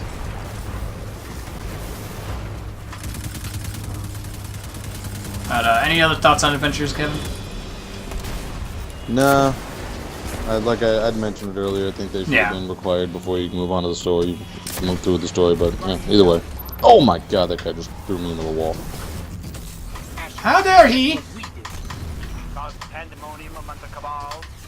Detonated vehicles. And that'll do it for that. We're now finally moving on to another I was just segment. complaining about exotics. I got one. My head. This is why Kevin's not allowed to complain about things, for the record. Yeah, RNG's is on my side usually. Yeah, fuck you. Next, we're moving on to strikes. Because, hold on. How long has this been going on? Are we already at an hour? Yeah, we're already at an hour. This is us. This is Strikes are useless, in all honesty. Yeah, I mean, strikes there's are no not worth point it. grinding them. Because I don't public understand. events I are better don't time understand. versus reward. They introduced the strike specific rewards, and dude, some of that gear was cool.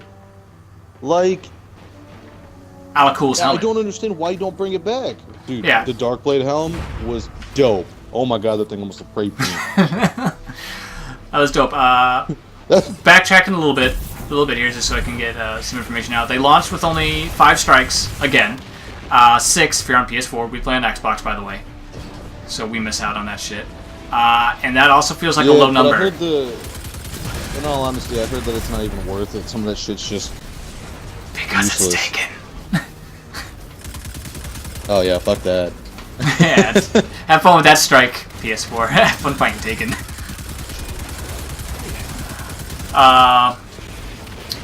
But anyway, I also feel that they launched with 2 low strikes. How about you, Kevin? I feel like they should have had at least 7 or 8. I think Bungie knew what they were doing. They knew that public events were going to be the way to go at the beginning. I guarantee they have more strikes. There's no way that they just had 6 total strikes that they were able to create. No chance.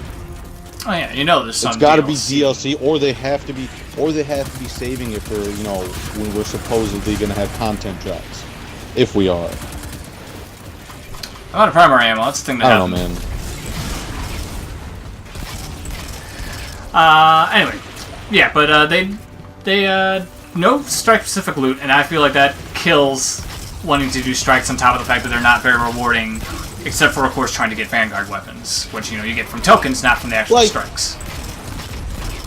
Like, dude, going back to exploration real quick. Like, come here, over here, over here, God, yeah, over here, over here. I'm caught. Over here. Slut, I am moving. What the fuck is this for? Like, this seems like it has to be for something. They're not just gonna box this off for no fucking reason. DLC. Oh, there's an investigate here. That's why it is. I lied. No, never mind. Yeah, no, no. Uh, Take back what I said. Tucking. Let's see. And no strike split loot really does it. Again, loot. I've repeated this like 4 or 5 times already. The heroic events are better to be just grinding out if you're looking for straight exotics or gear, as opposed to the strikes again, unless you're doing Vanguard. Some of the strikes are fun though and unique. Like I didn't think fighting a giant streaker would be fun. It's surprisingly a bit fun. What is? Fighting the giant streaker. You weren't paying attention, were you? Yeah. Inverted Surprisingly, Spire, it was like, kind of fun. but that's because Inverted Spire, not only is it technically the easiest one to do, but it's also, you got the most freedom in terms of, like, burning the boss and all that, and that's what makes the other ones not so fun. In particular, Exodus Down, that one is the worst, because that boss disappears the moment you fucking slightly tap him. And he runs away to a safe space.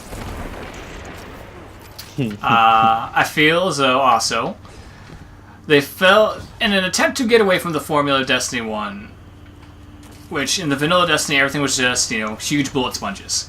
And then later came the Taken King DLC and the Wrath of the Machine DLC, where they introduced, you know, bosses with slightly more mechanics and a little bit more function to them, and, you know, you got them down to a certain amount of health, they did something else or that. That is now the formula that I feel they fell into in this one that makes these strikes also a bit dry. Every boss functions virtually almost the same, besides Exodus Down, he's the worst of those. But it's pretty much, you whittle down a third of the health. They whittle down a third of the health, they go immune or do something, fight ads, then rinse and repeat. Until they, you know, until you whittle down the health all the way. And I feel like they fell into that formula now, which is unfortunate, because I feel we could use actually a bit more of the Destiny 1 bullet sponges. I can't believe I'm actually saying that, but just to mix it up, or like, you know, at least with those bosses, we could technically burn them without, you know, like, forced allotted time being added on.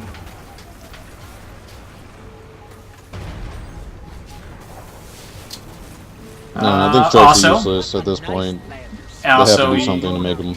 Yeah, they have to buff those, give us strike specific loot, which either you're holding on to, Bungie, or, you know, you didn't think of that for a dumbass reason. Also, maybe bump up the chances of maybe exotics or something, but, like, it's better to just be doing public events for gear. Oh yeah, dude, it's faster. It is. I mean, the only reason you would ever want to grind that out is for the Vanguard tokens, and that's it. Yeah. And the last thing about strikes is, of course, it pulls from the same crap RNG playlist that they had in the first one, so you could potentially play the same strike, say, 3 to 4 times in a row, which is very annoying. Shit.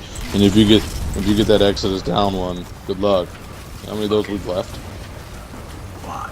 I hate that. Next up is Crucible! My favorite game, though. Not really. I'm being entirely sarcastic. I don't like Crucible in the slightest. I hate Crucible. I'm a PvE guy. Alright, as mentioned before, Crucible got reworked to now 4v4 across all game modes. That means trials, everything is now 4v4. There will probably be no other unique playlists like they had in Destiny 1 where they had like a 2v2 playlist and etc. It's now 4v4. They wanted to be more competitive, which I call bullshit on. Because 4v4 is not equal competitive. That ship here, there it is.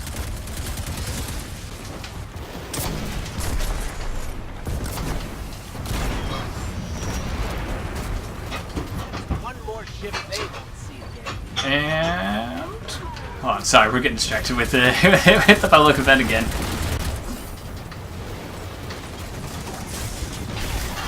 He melted. He killed me. Playlists are now concentrated down to 2 playlists. Oh, we forgot to mention also for strikes. You can't now select a specific strike. They're not on the map. I hit revive at the wrong time. So you have to go through the playlist if you want to play, say, like specific strike and shit. Which sucks. It really does. It does. And Crucible is now the same way, kind of with their playlist. They're now concentrated down to 2 playlists for their game. Where the fuck did the Storm Hydra come from? Don't worry about him. Creep. No, he's in here. He's in the shit. You have competitive, which composes a lot of your 1 life or limited life game modes. Competitive is actually fun. I like competitive. I like the all the tryhards go there. I like Countdown a lot, actually. I like Countdown. Oh, you like Countdown now? I thought you hated it. No, I don't like Survival. Oh, okay. That game mode takes way too long. And then you also have Quick Play, which is a lot of your multi-live modes and objective game modes, primarily, such as Control, Confirm, because I'm not going to call it Supremacy, because I'll call it what it is. Asher, guess what we And like, I don't hate. Okay, I don't like Crucible, but I also don't hate it. Yeah, we'll play it. And Particularly because we get a Lunasangram out of it. But I don't like playing Supremacy. It takes way too long.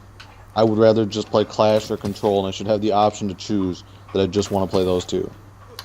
And also, I'll talk about it now. In terms of the Kevin saying it's too long, is they reworked Mercy Rule from the beta, and to me, I feel Mercy Rule needs to go into effect a lot sooner. When someone gets a 30 to 40 point lead, that's it. The game is over. You're not coming back from that at all, unless the entire team decides to put down the controllers and stop playing. You're not coming back. And I feel like that needs to trigger, because then, of course, that means Crucible game modes will not last as long, and that'll make them more viable to play, because they're honestly the worst of the bunch. You don't get a whole lot of tokens for playing Crucible as opposed to like a single Strike, whereas Strike you get like 4. Crucible you get 1 fucking token, right? Per fucking game. No, Is it more? I don't know how many you get. You don't get a whole lot, I know that, and it's definitely not worth the fucking... It's another one that, of course, Crucible's not worth playing over Strikes, unless you're trying to get the specific loot, i.e. Better Devils. They reworked the UI. Once you get Better Devils, no chance. Yeah. They reworked the UI in there so that now, actually, when someone has a super, it is displayed on the top of the screen if they have one ready. It also lets you know when people cast their supers, whether or not who picked up power ammo and for what now. Power ammo got reworked so only one person can pick it up. And I like that. And, you know, of course, that's obviously more casual for the displaying of supers and such. Something's coming to murder us.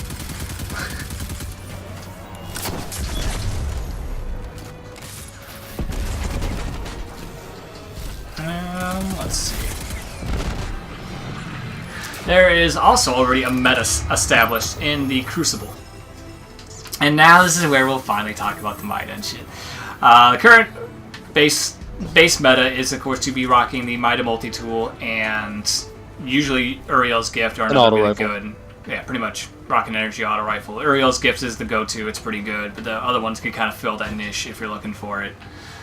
Since Uriel's is the current, like, arguable best. And I don't blame that entirely on the weapons themselves. I blame them actually more on the map design of this and the amount of players. We've got 4v4. There's not a lot of people. Well, it's definitely map design, because there's a lot of long stretches. Long stretches. Which is one of the reasons pulse rifles suck. And I didn't want to say that earlier because I wanted to mention it here. When you're playing PvP, your engagements are either close enough to where an auto rifle is going to reign supreme, or it's going to be too far to where you're going to need a scout rifle. Pulse rifles, they don't do enough DPS as compared to an auto rifle to win that engagement up close. You better not open that chest before I get there. You should have said things. You got time. Cheeky bastard. But yeah, I don't know, man. Pulse rifles are a joke. Hand cannons right now, at least console-wise, are a joke. They're probably going to be a lot better in the PC version releases, but... Yeah.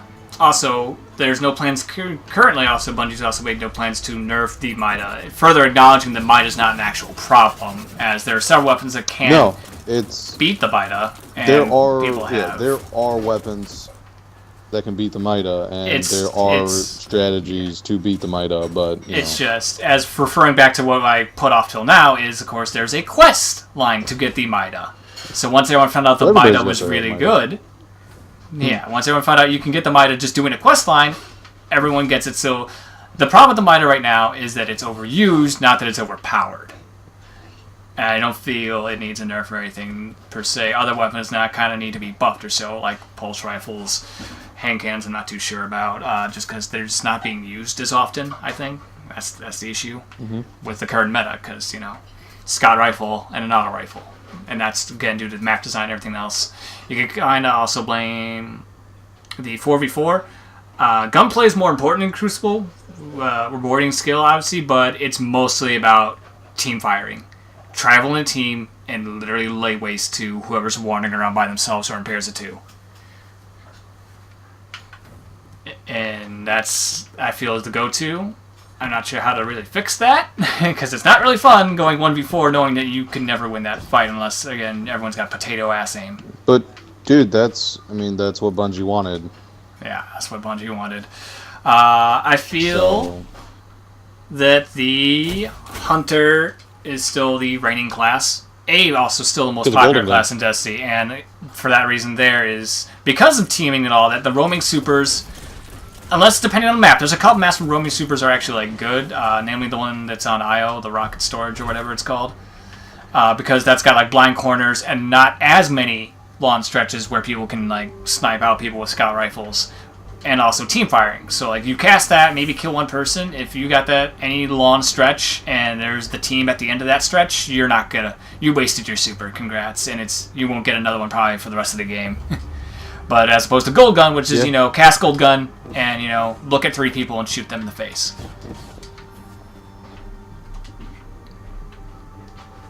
I'm over Crucible. Yeah, so. Crucible also suffers from the same RNG crap playlist where you can play the same game mode and same map same time, which has already happened to us a few times. Not now. Onto, we didn't talk about the Nightfall. Do you want to talk about the Nightfall technically? And like swapping to this part? No, we don't need to talk about the Nightfall. The timer and everything's fine. People that bitch about that are just fucking, they're not good at the game. I'm gonna say it. You're not good. Look. What people understand is that the best way, you should not be taking your sweet ass time going through any of the content here. The fastest way to get through the strikes and get the loot is to just SPWDRUN. There it is, speedrun. You should be doing that. I'm not saying that like that drains the fun of this game, but if you're sitting there trying to do Nightfall is now officially endgame content. It is officially declared endgame content, so it's supposed to be difficult. So if you're sitting there taking your time, not using if you don't know how to run the strike, and you're trying to Nightfall, you're a dumbass. I'm gonna say it, because I don't sugarcoat things here. You're a dumbass. The thing is, like, you hear people complaining about the Nightfall timer, and on the forums, so many people complaining about it. Oh, but dude, that's just your fire team. Your fire team's terrible. Like, your fire team, or you don't got good weapons also.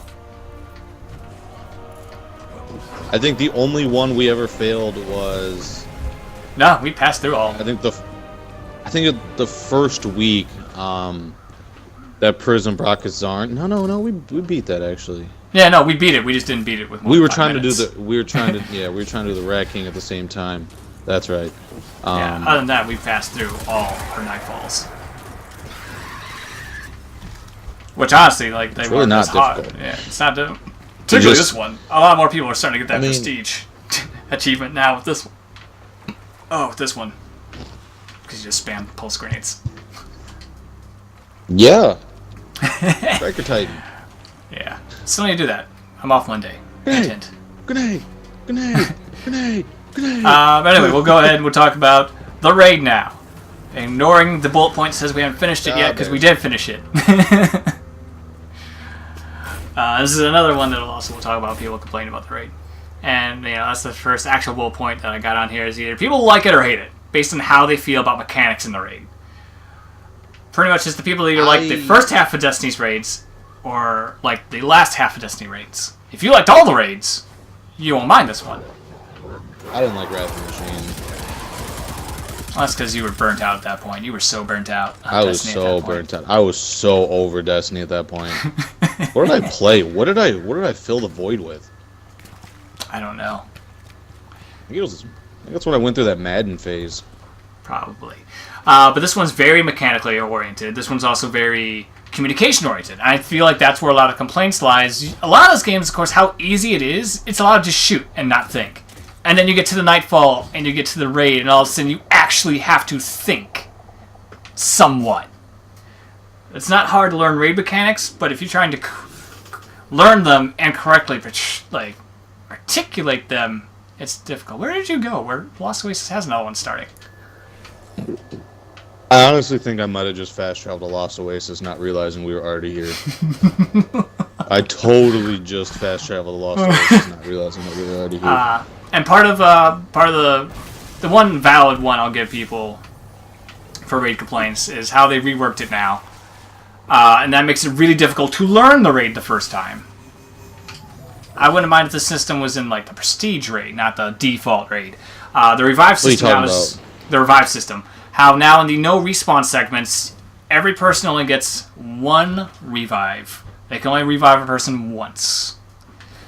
And if you don't revive them within a certain time, I kind of, yeah, of course we like it, but I could, yeah, of course, don't get me wrong. That's why I don't mind, but I could see where. And that's what the raid's supposed to be. You're not supposed to just easily be able to run through it. Like it's supposed to be tough. But I'm only just mentioning that trying to learn it, super pain in the ass first time. Especially if you don't bother trying to research it like an idiot. Don't try to go into a raid fucking fresh, not knowing what to do. Just learn. Clam. Clam. I'm gonna call it out, Clam and Ryu. I actually like the system. It makes it challenging, and you know, Destiny does need some challenge here and there. All right, the rest of the game is terribly easy, very easy. That guy just invited me to play Destiny. Oh, why you? What the fuck? I'm right here, guy. Fuck you. No, Fort 7. I don't want to play with you. I already mentioned that. They reworked the loot system, how a raid works, which, you know, how it used to work is, you know, after every segment you get a reward and all that. They, of course, implemented a token system, and that's really what we're talking about here is the token system. The token system's dumb as hell for the raid. Because in order to redeem the tokens, you have to first beat the raid. And if you can't beat the raid, if you're stuck on certain parts or something, or say, like, you know, you can't find the time with the rest of your team, those, like, you're just sitting there on tokens and you can't use it to get more raid gear. And that's what I find fucking stupid about the raid. Why don't you, Kevin? I've been muted this whole time. Yeah, you have. I think the loot system is a joke. I think going through the raid is not rewarding at all.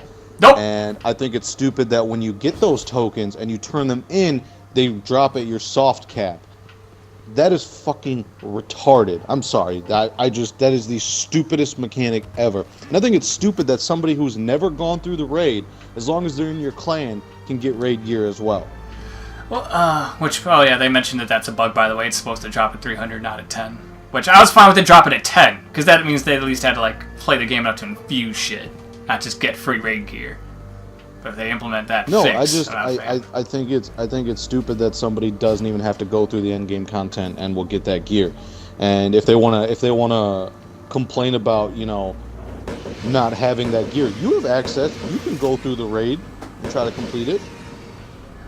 Yeah. I think it's stupid that everybody gets that gear, and I don't think the raid is nearly as rewarding as it should be. You should get drops. It shouldn't be that rare. Yeah. I've barely gotten drops to the actual raid. I've gotten most of any raid gear I have currently actually through the tokens. I think the only drop I've gotten is I've gotten two raid swords. And that was both from the dogs. Yeah, they need to rework that. Big time. There's also only one boss fight. I don't really care about that. Because, again, the rest of the raid is still challenging and fun, in my opinion, depending. Now that we know how to do it.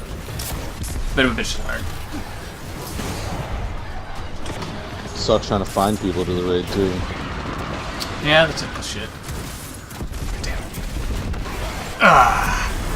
Well, not really a whole lot to mention about the raid. They only launched with one. I'm fine with them launching with one. I didn't expect them to launch with two. I don't know why that was a valid complaint of some people.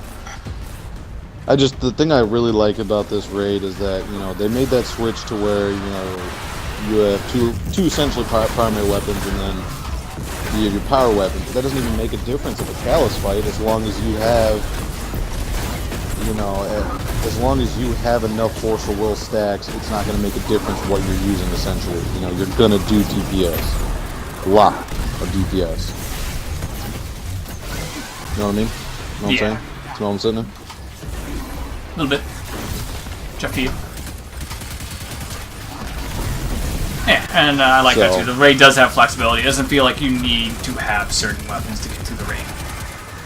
And the cold hard definitely helps, but Yeah, Cold Heart, except for like the Chaos Fight. Chaos Fight feels like it's got more of a requirement and all that, but like again, the sword. I wouldn't. You can use the sword throughout the entire raid up until that point. Sword kind of becomes useless at the Chaos Fight. Sorry, Kevin. yeah, it really does. No, it does. I always switch the rocket. I always end up using Cold Heart because even if I don't go in the wind tunnel, Cold Heart really helps to actually put constant damage to Callus. Yeah. Nothing else to mention raids. Let's go ahead. It's and, cool. Yeah. Rework the fucking reward system though. Seriously. Yeah, absolutely. It's not rewarding. That's man. the complaint. I could just join a big In fact, clan. before we get to as long the as they finish the actual, raid or trials, I can get raid gear and trials gear. Never have to do it if I didn't want to. which by the way we haven't played trials, as we already mentioned. That's the only thing we haven't really played in this. Let's continue on. Before we get to the miscellaneous, I actually want to talk about now because that Are you opens getting up fucked over there. I mean, he's kind of ignoring me and shooting specifically you.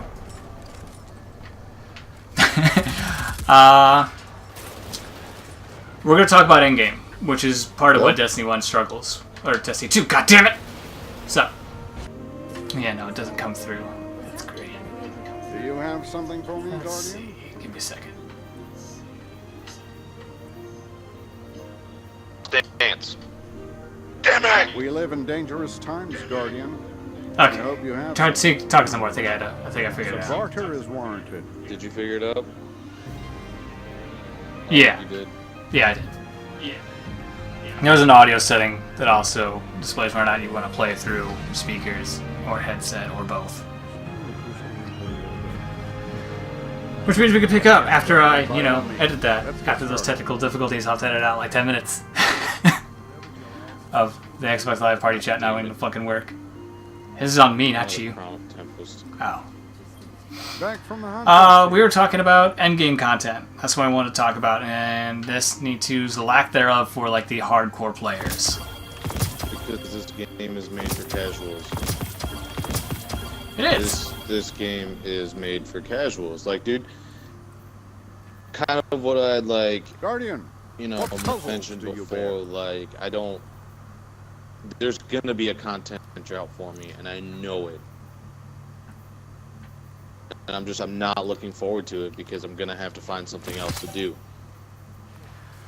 You know what I mean? Likewise. Because I like this game. We both like this game. But we know what's going to happen. Like, there's gonna be a content. Like, Faction Rally was cool and all, but, once you go through and get everything that you need, there's no point really caring for it anymore. Like, I'm already rank 30. I'm over rank 30 with my Warlock, and so now I'm gonna go turn in these Monarchy tokens and get nothing but shaders. That is stupid. That should not be there. Yeah, we'll talk about that. I think I put it in the miss section. We'll bring it out now as Destiny's anti-grind. They want you, of course, to play this game. They want more playtime in the game, etc. So, they have everything, takes stupid long to get, and etc. But then they do shit like, you can only open a certain amount of chests within a certain time frame. You can only farm a certain amount of resources in a certain amount of time before you can, because there's a cooldown on those, apparently. Like, not a glitch or anything. I have 116 new Monarchy tokens that I'm gonna get nothing but shaders for. Yeah, because there is apparent with the Faction Rally, this event that just came out that you're also seeing a little bit of during this recording, because I haven't been recording it during this time, is apparent when you get to rank 30, when you get 30 engrams from the faction, I think it's bugged with apparently Future War Cult, or like it bugs with some people in general. Is it supposed to stop giving you rewards? You're supposed to only get shaders. And I just don't get why they want you to play this game, but also simultaneously stop playing the game. Yeah, it really doesn't make much sense. I got the cloak. And obviously they need to address that. They need, if they want the hardcore players to stick around, they need to make sure we have stuff to do. Because we're the ones that are going to stick around, alright? This happened every time. You can try and get your casual crowd in, Your casual crowd is going to leave the moment Call of Duty comes out. True. The moment Call of Duty comes out. There's a bunch of stuff coming out that if they give a shit about single-player games, which is a lot of what October has, they're going to jump out and do that. There's so much shit coming out in October. And like, the first DLC is rumored to release, what, December 6th? Something like that? December. It's supposed to be December from here. Yeah, that's what I said. That's But like, it's not cool. I don't, what It's a am I lot. gonna do until then? Like, we still got all of October and November. Just gonna take a break here. Yeah, and I don't think there's a lot to do in that time frame. No. Not at all. We'll see. See how that goes. Come on, Nameless Midnight. Nope. Come on, Nameless Midnight. Nope.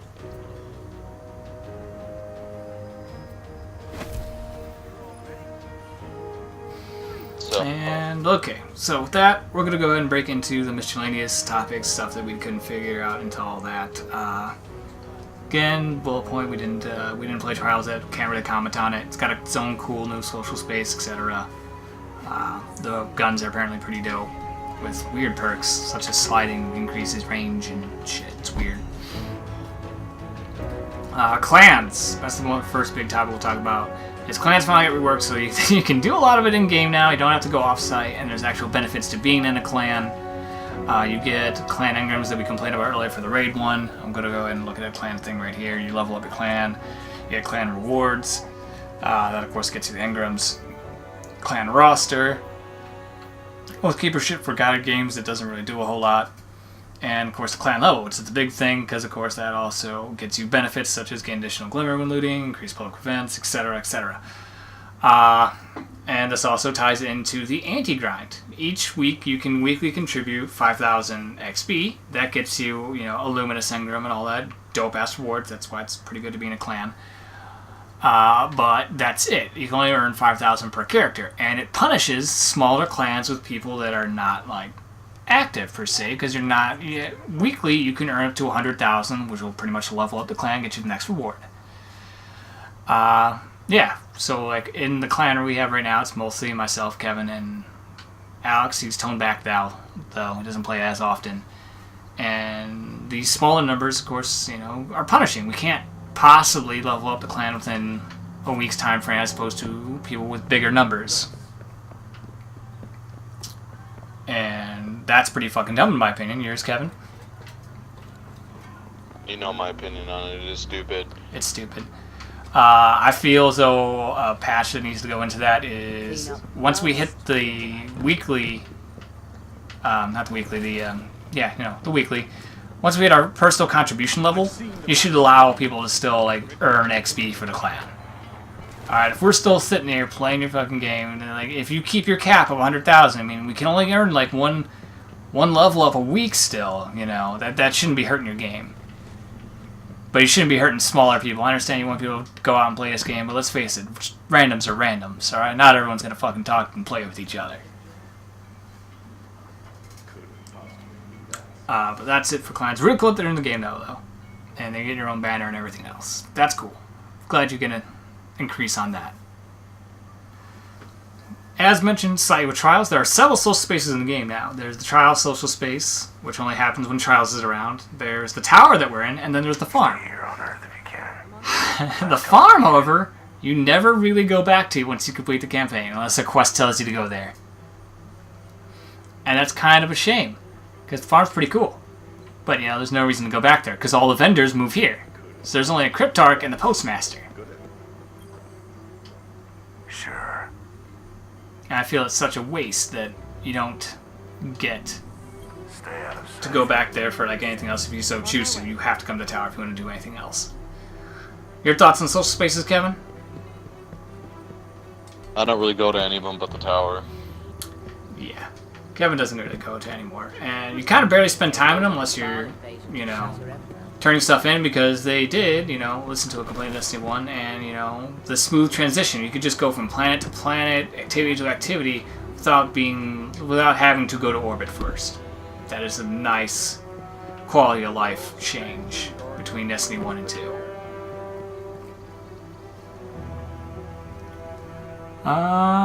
Let's go ahead and talk about... We already talked about the factions. Factions were that, you know, Monarchy, Dead Orbit, Future World Gold. Those were kind of taken out of the game and kind of made into an event that we just briefly talked about.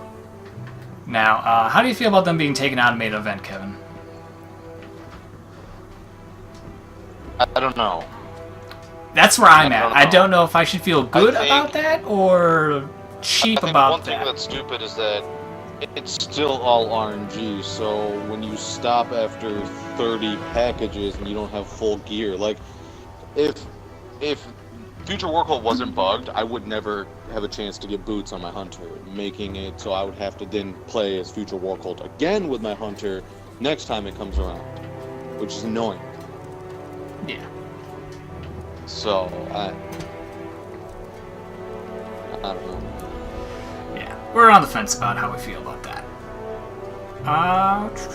Another thing I'm going to talk about in terms of exploration, they still have invisible walls and ceilings to kind of like stop you from going places you're not supposed to. You know, you can easily get there. And it really sucks in the social spaces because they both have their own little tiny event you do that gets you to run really fast and jump stupidly high. And you can totally get to areas like you can totally jump from this area over to that side of the tower, but that's out of bounds, so you'll die. Or it has an invisible wall if you don't make it past over the invisible wall. You could just kind of get like smacked. And that's really stupid. It's stupid in terms of game design. I complained about it a little bit in Destiny 1. Not in the review, but more so just kind of like off camera. That if you don't want us to get to an area, don't put an invisible wall there. Just make it so I can't get there. Or put it definitely out of my reach so I can't possibly ever get there. I just died.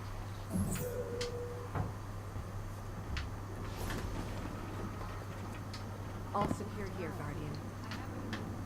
I don't have time for this. I'm doing the thing right now.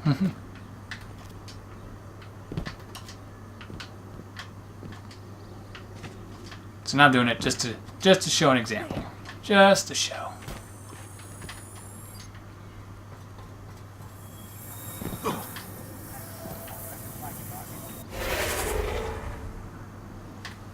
So now I completed that. All of a sudden, yeah, I can jump really fucking high now.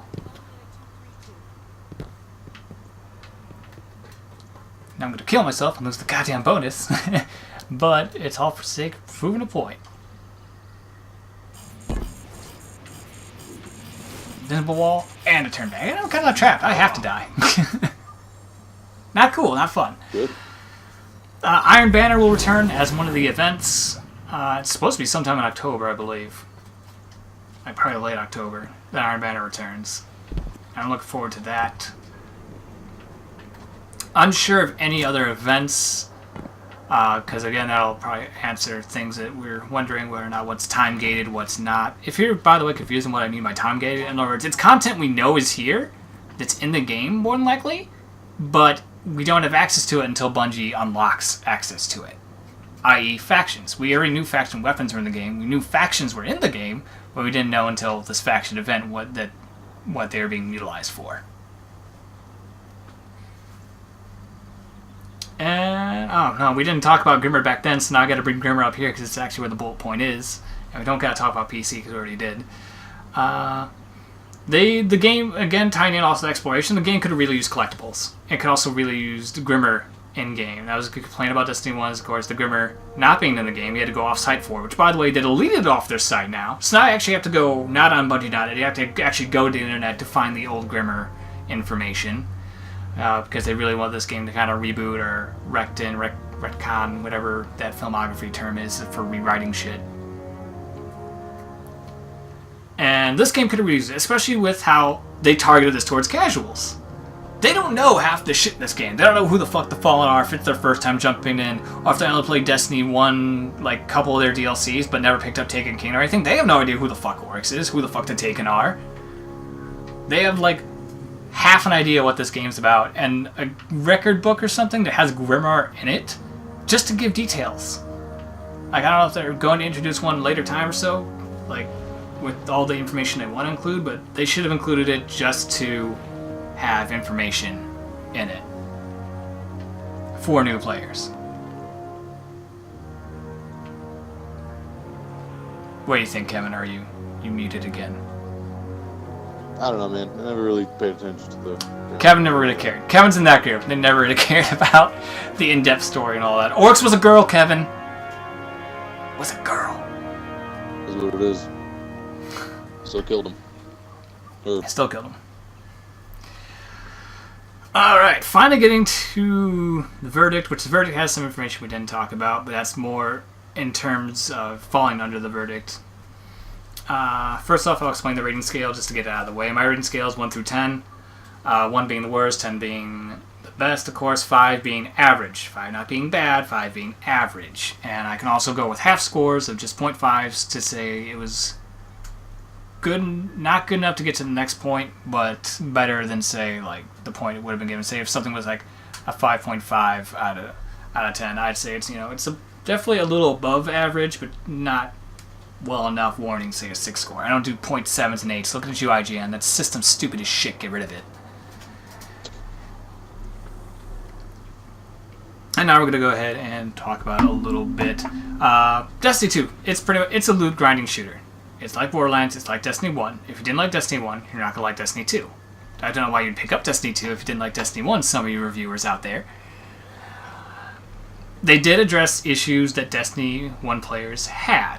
You know, they wanted more quality of life stuff. I feel like they did increase a lot of the quality of life that we complained about. Would you say so, Kevin? Yes.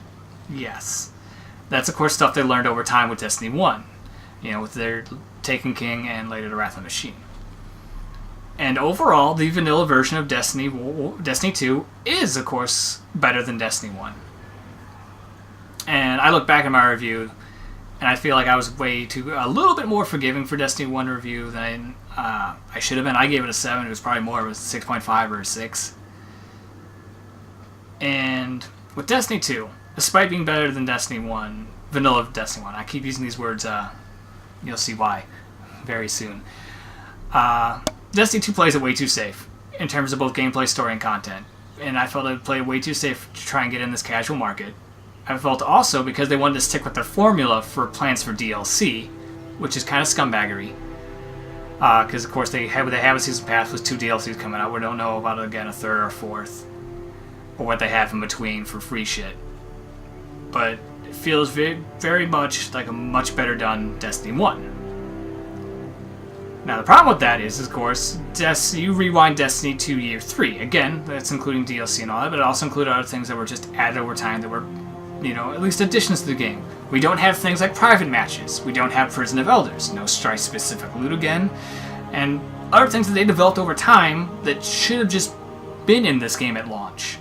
They mentioned that private matches will be coming. Why is it not at launch? That makes no sense. Again, microtransactions, we know, are a thing on that. And again, I feel Destiny 2 fails to capitalize on expanding what it could have been at launch, and instead went with a safe bet of just doing Destiny 1 better. Vanilla Destiny 1 better. What are your thoughts, Kevin? I don't know, man. Kevin's dead inside at this point. Yeah, this video has been going on for way too long. Well, we get distracted.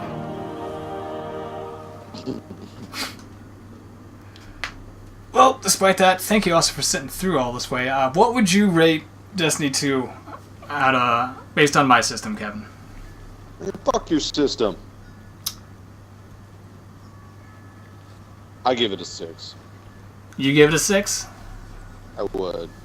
It's just, dude, this game is meant for endgame content, and I feel like there's just not enough for the hardcore player base. which is where I fall in. Now, if this was for casual base, then it's a lot better. But for me, it's a 6. I think it's above average, but it's not gonna keep me playing for a long time.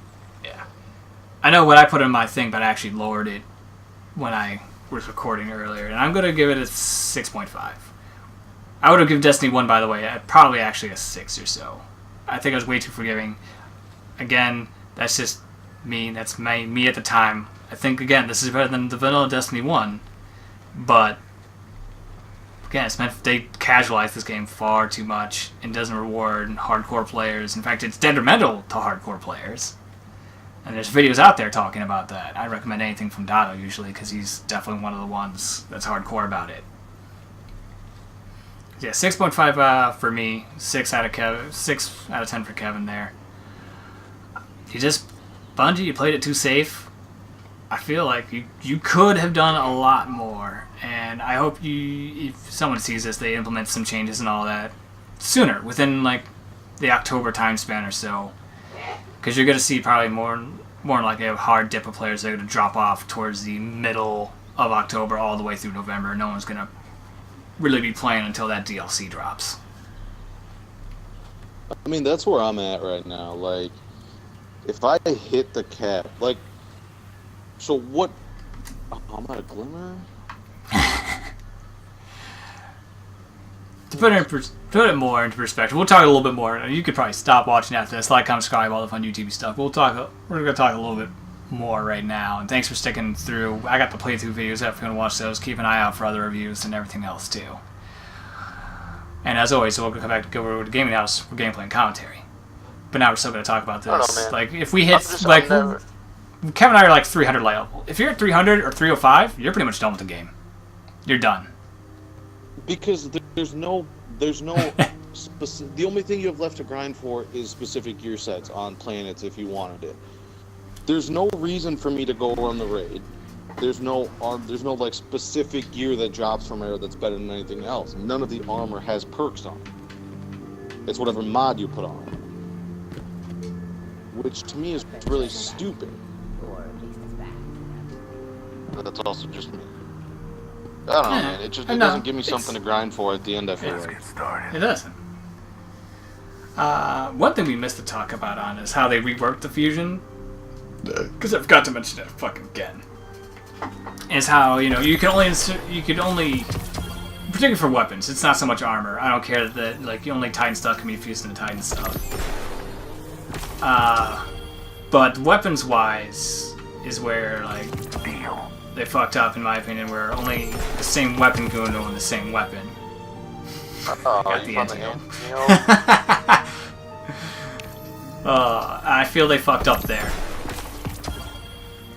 Because that's very annoying. And really constricts, like, your weapon player, like, first going through. In my opinion, right now, at what am I least. supposed to do in this game? Like, what am I supposed to do right now? Nice and quiet. Raid. Raid. Nobody's online to raid.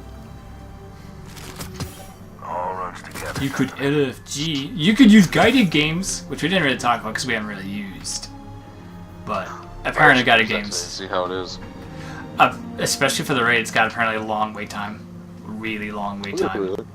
Yeah, for the raid especially, you could be waiting until up to an hour.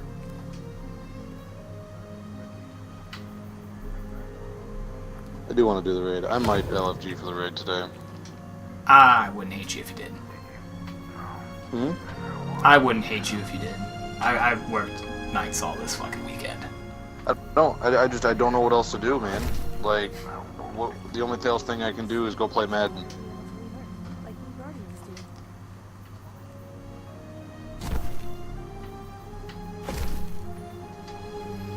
do. You did this, Bungie. You did this to yourself. Showrunner, that's what it's called. Yeah, they still have it. Oh, it's called Appended Mag, whatever. Yeah, 39, or I can take 38 with boost to, like, 2 stats. I won't forget everyone we lost. I won't. I need kinetic mods.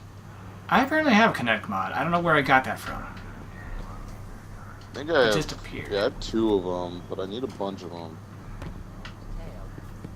Lucky them. This Checking, some of these checking. mods. Check. My tractor cannon was in my loss. Goodbye. It'll take more than a Cabal invasion to shatter Eververse. I don't think I used the solar ability on any class. Uh, So I used